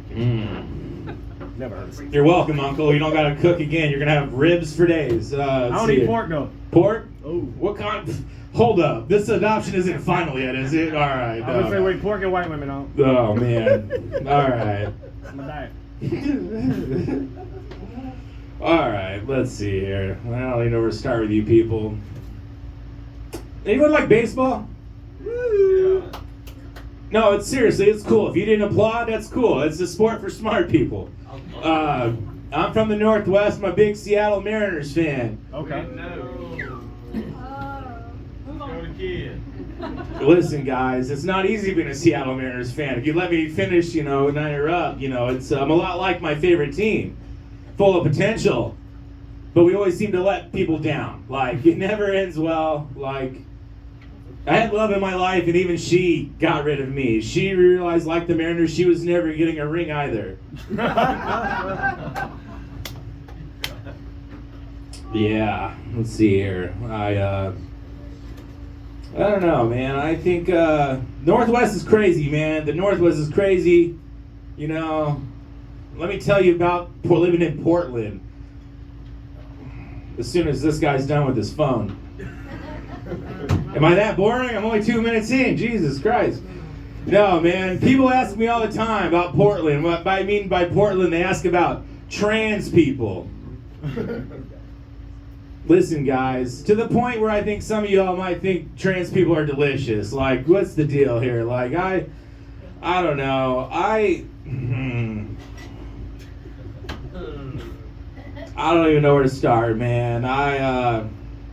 I've learned a lot living amongst these people. No, seriously, they're gonna start being able to transfer wombs. That's incredible science. What's not incredible is like when people are gonna start asking my fat ass how many weeks pregnant I am because they've mistaken me for the pregnant male emoji. No, it's a real thing. Look in your phones. You can look. There's a pregnant male emoji. You can thank Portland for that. Yeah. No, I don't know.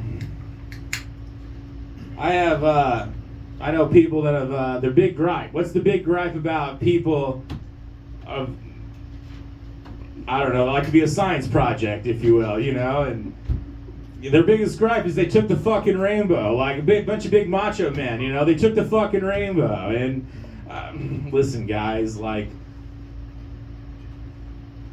I don't know, I think if you're scared of trans people, like, I'm not scared, I'll fuck them up, like, I don't give a fuck, but I think, like,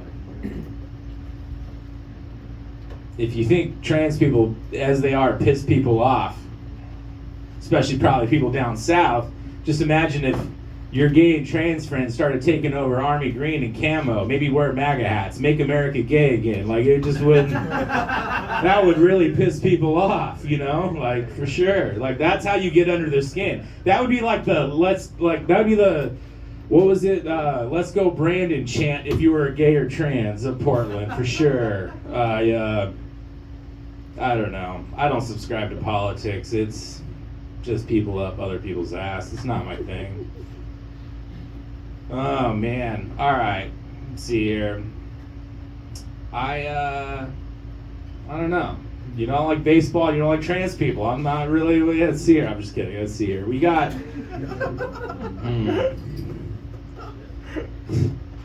No, I definitely I'm just looking around trying to see what I'm working with. Like, this Tom Selleck motherfucker just does not look like he approves of any of this here. I'm trying to figure out how to win over Tom Selleck. It'd be a real honor to, yeah. I forget what movie you played in. Starsky and Hutch, right? That's the movie? Alright. What movie was this? Magnum P.I. All right. Sure. Family's here to have my bag. Cool. I don't know. I still can't believe we adopted a black guy. That's fucking crazy. That doesn't like pork. I feel like we premature jumped on the adoption paperwork there. Like, oh man. Definitely. I don't know how you guys feel about. This is a safe space. Talk about anything. I know. I feel. I'm starting to feel how. Being amongst you Republicans, it feels like freedom. Like I actually don't know what to do with it. Like I'm so used to having to like second guess everything. No. No, we're good. How many of you guys believe in white privilege? I got it. You got it? Fuck yeah. Let me tell you about white privilege. All right, guys, let me tell you about white privilege. Listen, guys, my dumb bitch of a mother never found the irony and she slapped me around. She called me a son of a bitch and she did it. No, like, it wasn't easy growing up. Shit happens. Life's not fair, I was a foster kid. Like, I was in a lot of foster homes. You guys look like you all grew up with your families. You wouldn't know what I'm talking about. But growing up in a lot of foster homes, you just picture Justin Bieber at a Diddy party. You just get passed around. Okay, then. There we go. That's what I'm talking about. It wasn't easy growing up, guys. Like, when I was in Portland, the only time I ever voted in my life, because I thought voting mattered at one time, I voted for Obama. He promised. So he promised hope, but I heard change. He promised change, and I was tired of asking the people of Portland for it. Like, I really.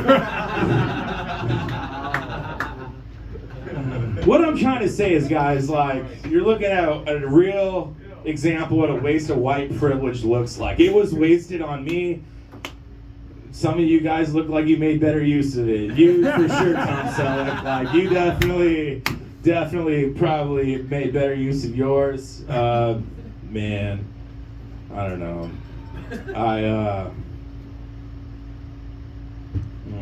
Still trying to, 38 years old, still trying to process what a waste of white privilege was wasted on me. I might as well have been Ian. Like, that's... I'm 40. And I'm late to everything. Like, we're close to I'm just kidding. That's all right. If you guys think I'm a piece of shit, so does everybody else in Portland. It's cool. It's cool. Are you on vacation, sir? That shirt says vacation, like, all over it. Like, you don't look like you give a fuck. You look like you smoke weed on a daily. You got flip-flops on. You got your Hawaiian shirt. What do you do for a living? Little as possible. Like, it looks like it. Like, that's definitely... Fuck yeah. You sling dick, huh? That's all you do? Come on, don't be modest here. This is a safe space. Right? We have safe spaces in Georgia. Is that okay? Man. I don't know. I could keep rambling on. I will, but anything, you guys want to talk about anything? What do you think about the squirrels? Jesus Christ. Oh my God. This is why you don't bring your family to shit. It's squirrels. Yeah, they fucking have a squirrel. They own a squirrel. They hold it against the squirrel's life. I don't know. Fentanyl test versus COVID test. That's the part of the show, just yell out shit. I think first off, like, I don't think there's nothing wrong with a little fentanyl. Like, live a little bit. Like, live a little. Like, what's the big deal? Like, COVID was a fucking farce, but like fentanyl, that's real. Like, you definitely know. Like, you may not come back from it. Like, let's just. I mean, little HGH saved baseball. Like, what's a little fentanyl? Like, let's just live a little bit. No, man. Like, fucking Russian roulette, Miami. Like, that's. You look like you've had a lot of fentanyl. Is that what you sold me? You told me it was cocaine. We were at the Waffle House earlier and you told me it was just cocaine. And you bought it for $100 a gram. Damn. If only I would have had my new family with me to make the deal, he would have told me, ask for twice as much for the same price. Oh, fuck. My family's probably never been more disappointed in me. They're like, why did we invite this guy to Georgia? Oh, man. I'm just kidding, guys. I don't know. I'm going to keep rambling, but you guys want to talk about anything else before I really get this cooking?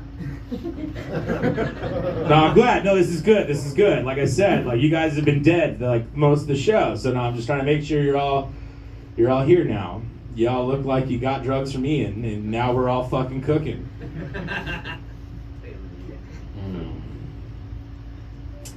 I don't know. You guys, is there any Georgia Bulldog fans in the house? No. Fuck yeah, dude. Thank God. Thank God. Excuse me. Oh, okay. Oh. I was about to say. In 22 years. It's so dark I couldn't see you. That's the problem. I'm just kidding. I'm just kidding. It's all right. I grew up in an Alabama household, actually. Like, all I know is, like, the difference between Georgia and now, no, the moon controls the tide, not Georgia. I know. But you're a Cowboys fan. Like, we're going to fix that. Now that you're in the family, we're going to correct that. Wait, I will not move into an Alabama family. You know why they say roll tide, right? Because they can't spell elephant. Excuse me, the grown-ups are talking now. No, it's cool. Fucking Fox Slayer. This is good. This is about what I expected it to be. Man. So Portland, they got the Max, right? The Portland's it's like a city train, streetcar, whatever you guys. I don't know. I don't think you guys have anything that fancy out here. But like one day I get on the Max. That's what they call it, the Max. I don't know why, because it runs on minimal standards. It's Portland.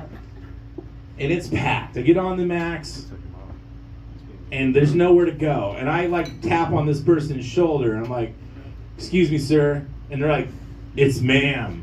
Oh. The problem is now I'm stuck between him and some closed doors. The train's moving now. I've got to take the fucking rations of this guy. I'm just raw dogging it. Like, I gotta take this lecture. And as I'm realizing as he's yelling at me, this is a good transition. The transition fits. Like, all the bitches in my life think I'm a mind reader. He gets it. I don't know what your problem is.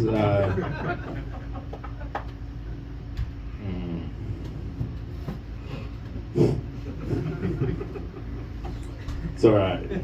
If I'm going to hell after this, that's where all the naughty girls go. Like, that's where I really belong. Like, it's cool. I've made peace with this. Man. No, I definitely, I don't know. I don't understand, like, I come down here, everyone's obsessed with golf. Anyone here like golf? Oh, yeah. Hell no. I'm the white. Of course I like golf. Yeah. 1 week of the year. No, man. I've been here like once during Masters Week, and I've seen like, people being paraded like they're royal, like London royalty, like on some golf carts, and like two streets down the road, locals like yourselves are just driving around trying to avoid potholes like it's Mario Kart. Like, it's not okay. It's not okay, guys. It's not okay. Right. They'll see. A lot of fucking potholes, man.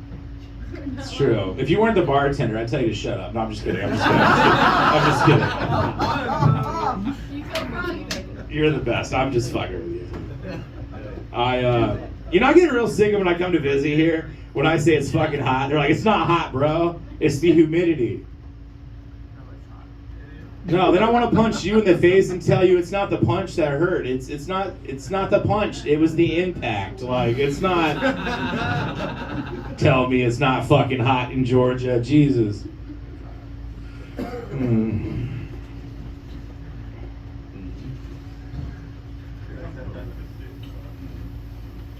This is the last time you let someone from the West Coast up in here, I'm pretty sure. I'm from the West Coast. You are? What part? California, San Diego. Hell yeah. Get some Hodads in you? No? You don't eat burgers? What the fuck? You don't like pork? Or we're good at fucking burgers. We adopted the wrong black guy, man. That's what, Jesus. What happens when you don't check your paperwork? Slid right in on your ass. That's why my name is Ian, so you can make white people comfortable. Anybody religious in the room? Yeah, it's back Safe there. space. Anyone religious in the room? Yeah. As a foster kid, you know, they used to make me go to church all the time. And I had to hear the song, Jesus Loves the Children of the World. And I was like, what about me? Now the older I get, like, Allah definitely didn't love the children. Whatever they believe in on the other side of the world, like those kids in Gaza never stood a chance. This guy gets it. Like, he's laughing at everything. I don't know what your guys' problem is. What's your name, man? Ray. What is it? Ray. Ray? That's that's actually my real last name. What do you do for a living? I'm a truck driver. Oh, you haul things by like the kilos, huh? Whatever pays. Dude, kilos pay for sure. Like, this is good. This is a good place to be hiding. Like, you're safer. Hey, you're safer than Shorty. Like, ICE is looking for that guy. Like, you're good, dude. You're good. You're good. Fuck. I almost didn't make it on time, guys. The truth is, like, I had to go work out. I was at the gym. No, you didn't. Damn. I remember my first time at the mic too, dude. Like, it's cool. Shut the fuck up. No, guys, you're not gonna believe it. I work out just to stay fat. If I didn't work out at all, I would be like, where is it? No, guys. In Portland, they're always trying to preach that body positive bullshit. And like 4 months ago, I was like 324 pounds, and I'm positive that shit was gonna kill me. You can laugh. Like, if I die, it was my fault. Like, You weigh now. I'm actually 275. I'm crushing it right now. Well, I'm gonna do it to your mother. I'm gonna crush your mother after this too. It's gonna be a good time. No, like, listen, guys. That's what Christian Grey does. That's what I'm supposed to do. No, listen, guys. If I was gonna kill myself, would anybody try and stop me? Nope. All right, for my next trick. No one ever told me to put the fucking food down. Like, you're a Christian, you're literally killing yourself. Oh, you guys not laughing isn't changing the fact that I'm a fat fuck. Like, it's just... Don't pull back on me now. This is just going to get darker as we go. Like, I was trying to give you guys softball stuff, not lean into it. I'm still, like, nervous telling them some crazy shit in front of my family, but here we are. No. I don't know, man. It's, I don't know. Being fat. It's something else. Like, y'all, like, what I really like is when I buy 2 seats on an airplane and I know that I bought 2 seats on an airplane and I'm walking to my seat, but everyone's looking at me like, fuck, is he sitting next to me? Like, yeah, I don't know. That's always fun. You skinny people wouldn't relate to what I'm saying except the fear of maybe me sitting next to you. Let's see here. I don't know. Let's see here. Where are we at here? I'm surprised. Like, of all the things I said, me making fun of myself of being fat, that's where I shut you guys up. Like, you guys don't have to feel sorry for myself. I'm the one that put the food in my mouth. All right, so we're just gonna... I think I probably bit off all the fat off this steak there that I'm talking to you nonsense about. Let's see here. We got... Oh, man. I don't know. Let's see here. We got... Anybody work from home? Cool. That's good. I've been going to work just like you guys. No, this is good. We're all on the same team. Fucking... No, I used to deliver packages for Amazon. Used to have this boss. He worked from Alabama. And I'm in Oregon, and yet I'm the one running around like a retard while he's just checking my progress. Like, well, run, Forrest, run. Like, what's your problem here? No, I get sick and tired of when you people order like 60 pounds worth of kitty litter, and I gotta take it to like the 5th story, and I like it just enrages me. I just want to implode like an Ocean Gate submarine. Cool. None of you guys have cats? That's cool. I hate cats too. If I had a cat, it would go to the first comic. Like, she would have rescued it for sure and then gave you a presentation about it. All right.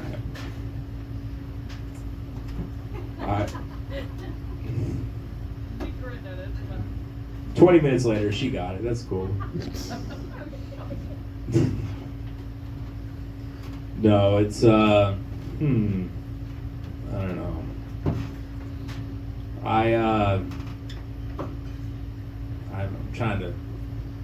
I've been drinking a lot, and then I stood up. I'm like, fuck, maybe Bill Cosby was serving me drinks. Like, no, let's see here. We got, who you guys want to see fight in the UFC on the presidential White House lawn? Anybody got any? Joe Biden and Trump. Fuck yeah, dude. That'd be boring as hell. Hell yeah. I would be a big fan if like I would be a big Biden fan if he did that. But I mean by Biden, I mean Hunter Biden. Like Hunter Biden would bring the appropriate energy to a fight. I would like to see Hunter Biden and Trump's son. Donald Trump would be like the guy that would just talk his way out of a fight. Like he would just convince you with his hands. Like, I'm the best. You don't want this?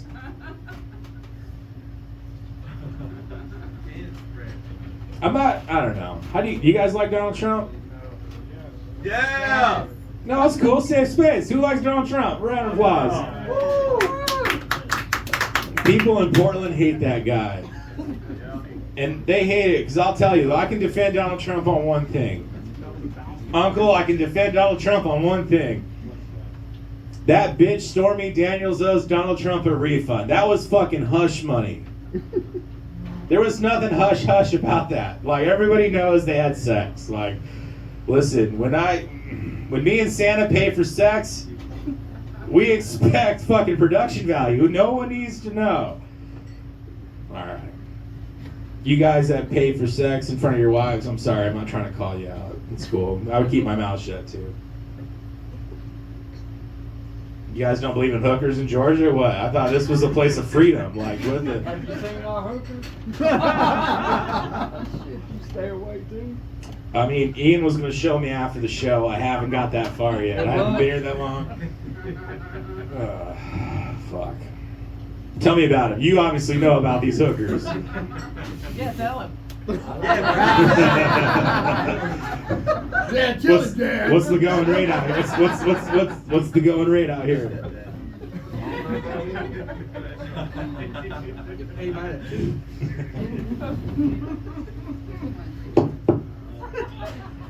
Oh, I love it. That's cool, man. Why are you being shy now? You were like really aggressive, and now you're like, is this your wife or girlfriend? You see who the hell I'm sitting by? She's 7 inches tall. Did you bring the hooker to the show? No, I'm just kidding. I'm just kidding, man. I'm just kidding.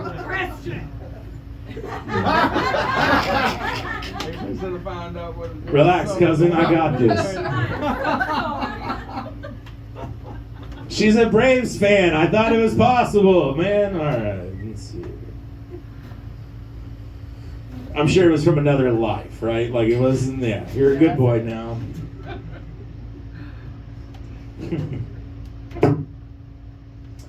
All right, like I said, if I'm going to hell, it's where all the naughty girls go. Dude, you're finally uncrossed your arms. You've been here for 2 hours like this. Like we finally, yeah, you, yeah. I'm happy you're having a good time now. Like, no, this is good. This is good. Fuck. I slowly feel like I'm outdoing my welcome. Like, I don't know why Judge Woods agreed to this. Like, first off, I'm impressed. Give it up for him. Puts on a hell of a show. It's impressive that somebody from Georgia actually was allowed to storm the Capitol on January 6th. I didn't think you guys would support that kind of thing, so it's cool you allow him to do this.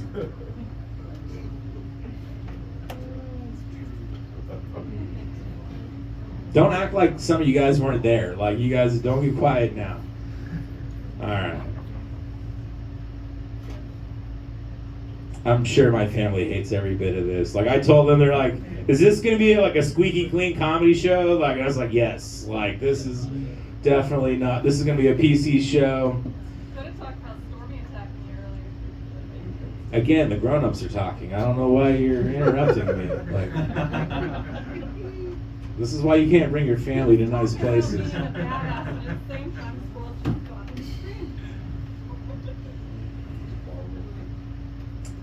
Anyways,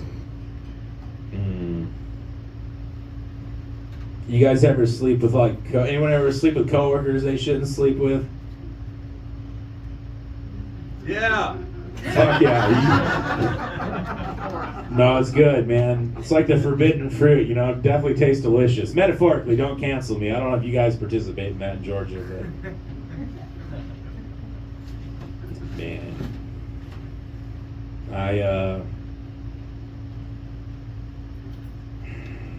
Can I tell you guys can I shoot you guys straight? Yeah. Truth is, I'm an abortion survivor. How you do that? How you do that? Listen, guys, Dr. Hoover was not that enthusiastic as you guys are about this. Dr. Hoover was pissed. I'm now responsible for the only abortion refund. That's probably my parents' fault. Like, when they were like, well, doc, what's it going to be? The doctor was probably like, cholesterol. Yeah. No. Guys, I won't even use a Hoover vacuum. I'm strictly Dyson. Like, Dyson gets the job done. For some of you guys that aren't in that tax bracket, Dyson's like the top of the line vacuum these days. I've seen what you guys get paid out here compared to out west. It's fucking criminal. Like, it's, yeah, slave wage. What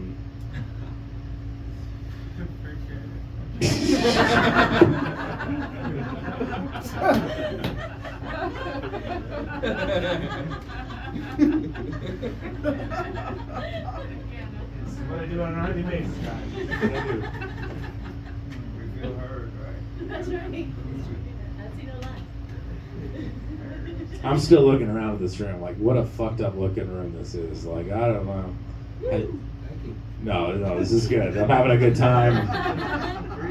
Man, no. Give it up for yourselves. Seriously, give it up for yourselves. No, supporting the local artists is good. That's we as comics don't take that for granted. Speaking of taking things for granted, my best friend, she's informed me that she probably only has like 5 years to live. And that's okay. The truth is, I've been meaning to get a new friend.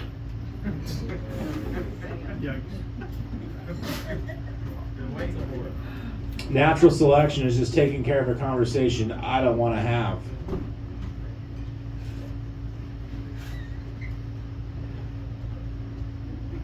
We were just at Party City the other day, and I saw a great deal on piñatas. It's like, hey friend, how do you feel about piñatas?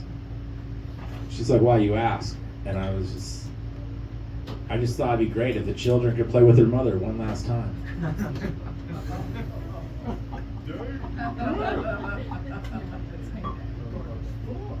Listen, some of y'all ain't laughing at this, and that's okay. I ran all these jokes by her. Like, she's like, these jokes check out. If they're not laughing, it's just their inner bitch kicking in. She doesn't want a real funeral, guys. She actually told me she wants to be comedically roasted. And I'm for that. Nobody wants to be at a funeral telling lies like, we loved her. Like you love the hookers. We miss her. She was a good person. We're gonna roast this bitch before we send her to hell. We're gonna get her acclimated to what's coming, guys.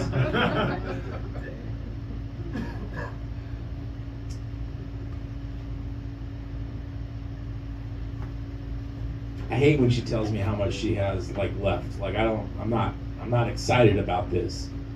But I can't help but think every time she tells me how much time she has to live, I can't help but think she's never found the time to hit me back that $50 she owes me. Like, just hit the Venmo button, bitch. Like, my man, he gets it. Like, man. Sometimes, guys,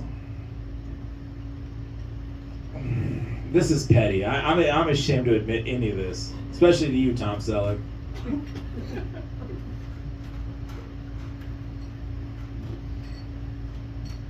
Sometimes I just get fucking jealous of this bitch. She just be sitting there looking pathetic. And everyone's always like, are you okay?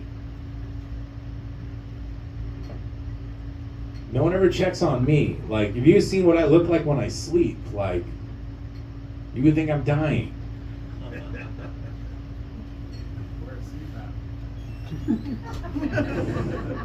Tom Selleck would know all the fucking answers. No, man. And it's petty though. Like sometimes I'll be kinking the hose to her oxygen tank like this. Like, I mean, she's still here. I let it go in time, you know. Like, she's still here.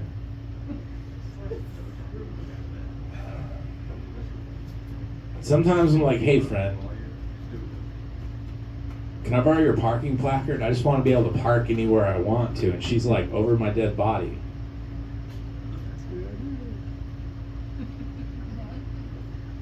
Soon enough.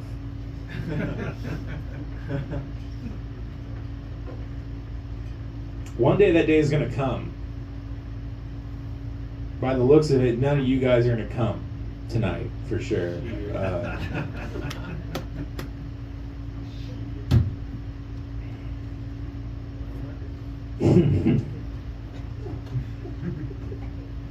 No. One day that day is going to come, guys, and she's going to ghost us all at the same time.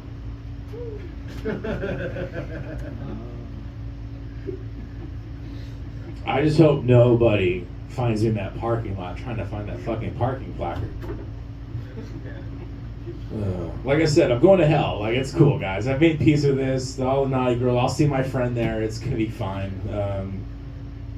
I was just in New York. You guys, anyone ever been to New York? Yeah. Fuck yeah. What'd you do in New York? My in-laws live there. What part? They've been all over East Side, Midtown, and now Upper West Side. So you've been in the part that matters. Like, it's a big state, but you've been in the city. City, yeah. Fuck yeah. Did you ever ride the subway? Oh yeah. What did you ever see anything crazy on the subway? Not too bad. Not like anyone pushing anyone up into the thing or choking anyone out or anything like that. That's all new. Like, it's been 10 years since I've been there, so yeah. Oh man, I was just there like 2 weeks ago. Yeah. I'm about to tell you why you should never go back. I don't think you guys are ready for it. Like, you guys, no. First off, like, you get on the subway and there's a sign that says, "Don't be somebody's subway story."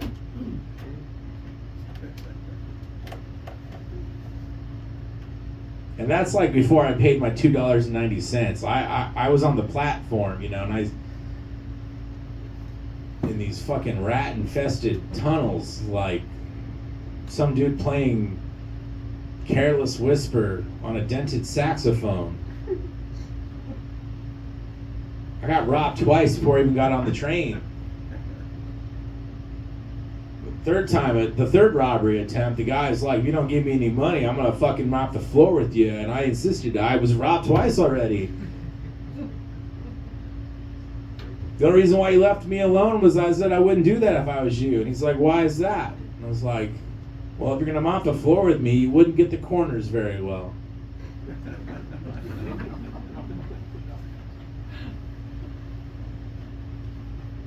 Hell yeah, the hooker gets it. You're gonna pay for that. You're gonna pay for it. So I'm on the train, guys. I get there. It's my like literally the first thing I do. Get off JFK and I get on the subway. I just want to go home. Kind of like the hooker. Man, you don't deserve any of this. I'm so sorry. Brad's fault.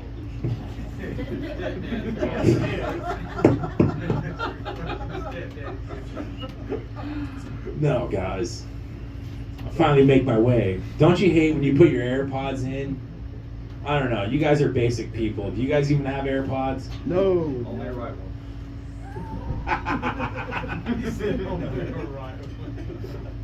I'm an asshole. Forgive me. I'm sorry. I'm going to hell. I'm telling you guys. Yeah. No. So, put my AirPods in. I think we're good. I think we're homebound.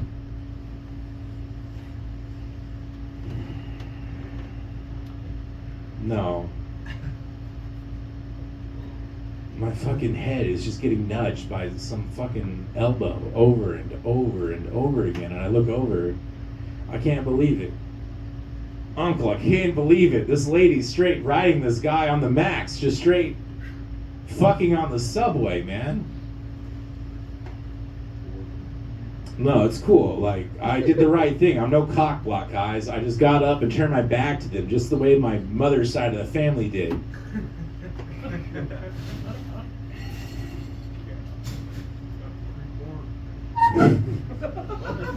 No, like, and it was fine. It was working. I was letting them do their thing until the subway made a turn, and then the sun hit the window, and all of a sudden I had a better view with the reflection of the window.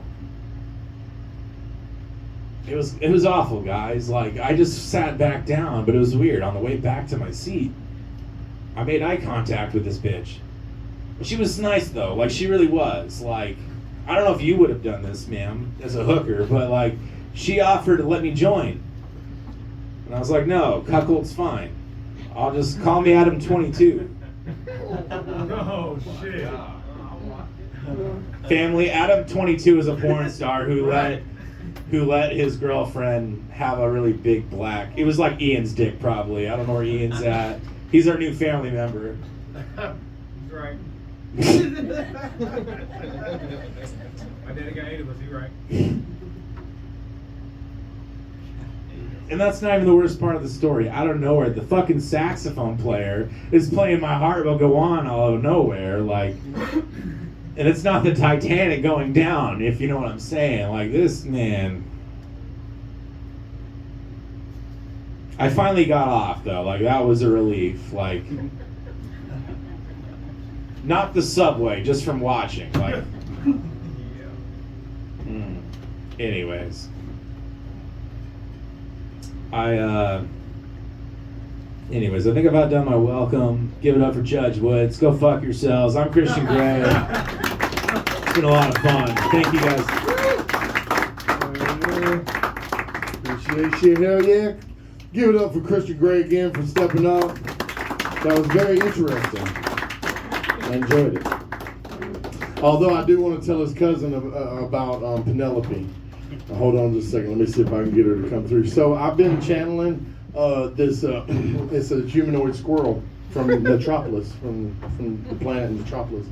And let me see if I can get her to come through. Usually she's got tidbits of wisdom and shit. I'm Penelope the squirrel, and I'm here to tell you how to love squirrels. Hit the brakes! That was stupid. Anyway, Shorty the comedian got top spot tonight, so he's gonna come back next week for the 6-week shootout. And next week, Sean Sneeder is coming back to close out the night, and he's funny as fuck from Macon, Georgia. And the reason I started this is because comedy is a beautiful thing to me, because it's the only art form that I know of where you have to fuck it up in front of people all the time to get it right. So y'all have a good night, and I hope y'all get home safe. Come back next week, please. And thank you to all the new people that came tonight. I appreciate y'all. That's his name, and he can't wear it out, bitches.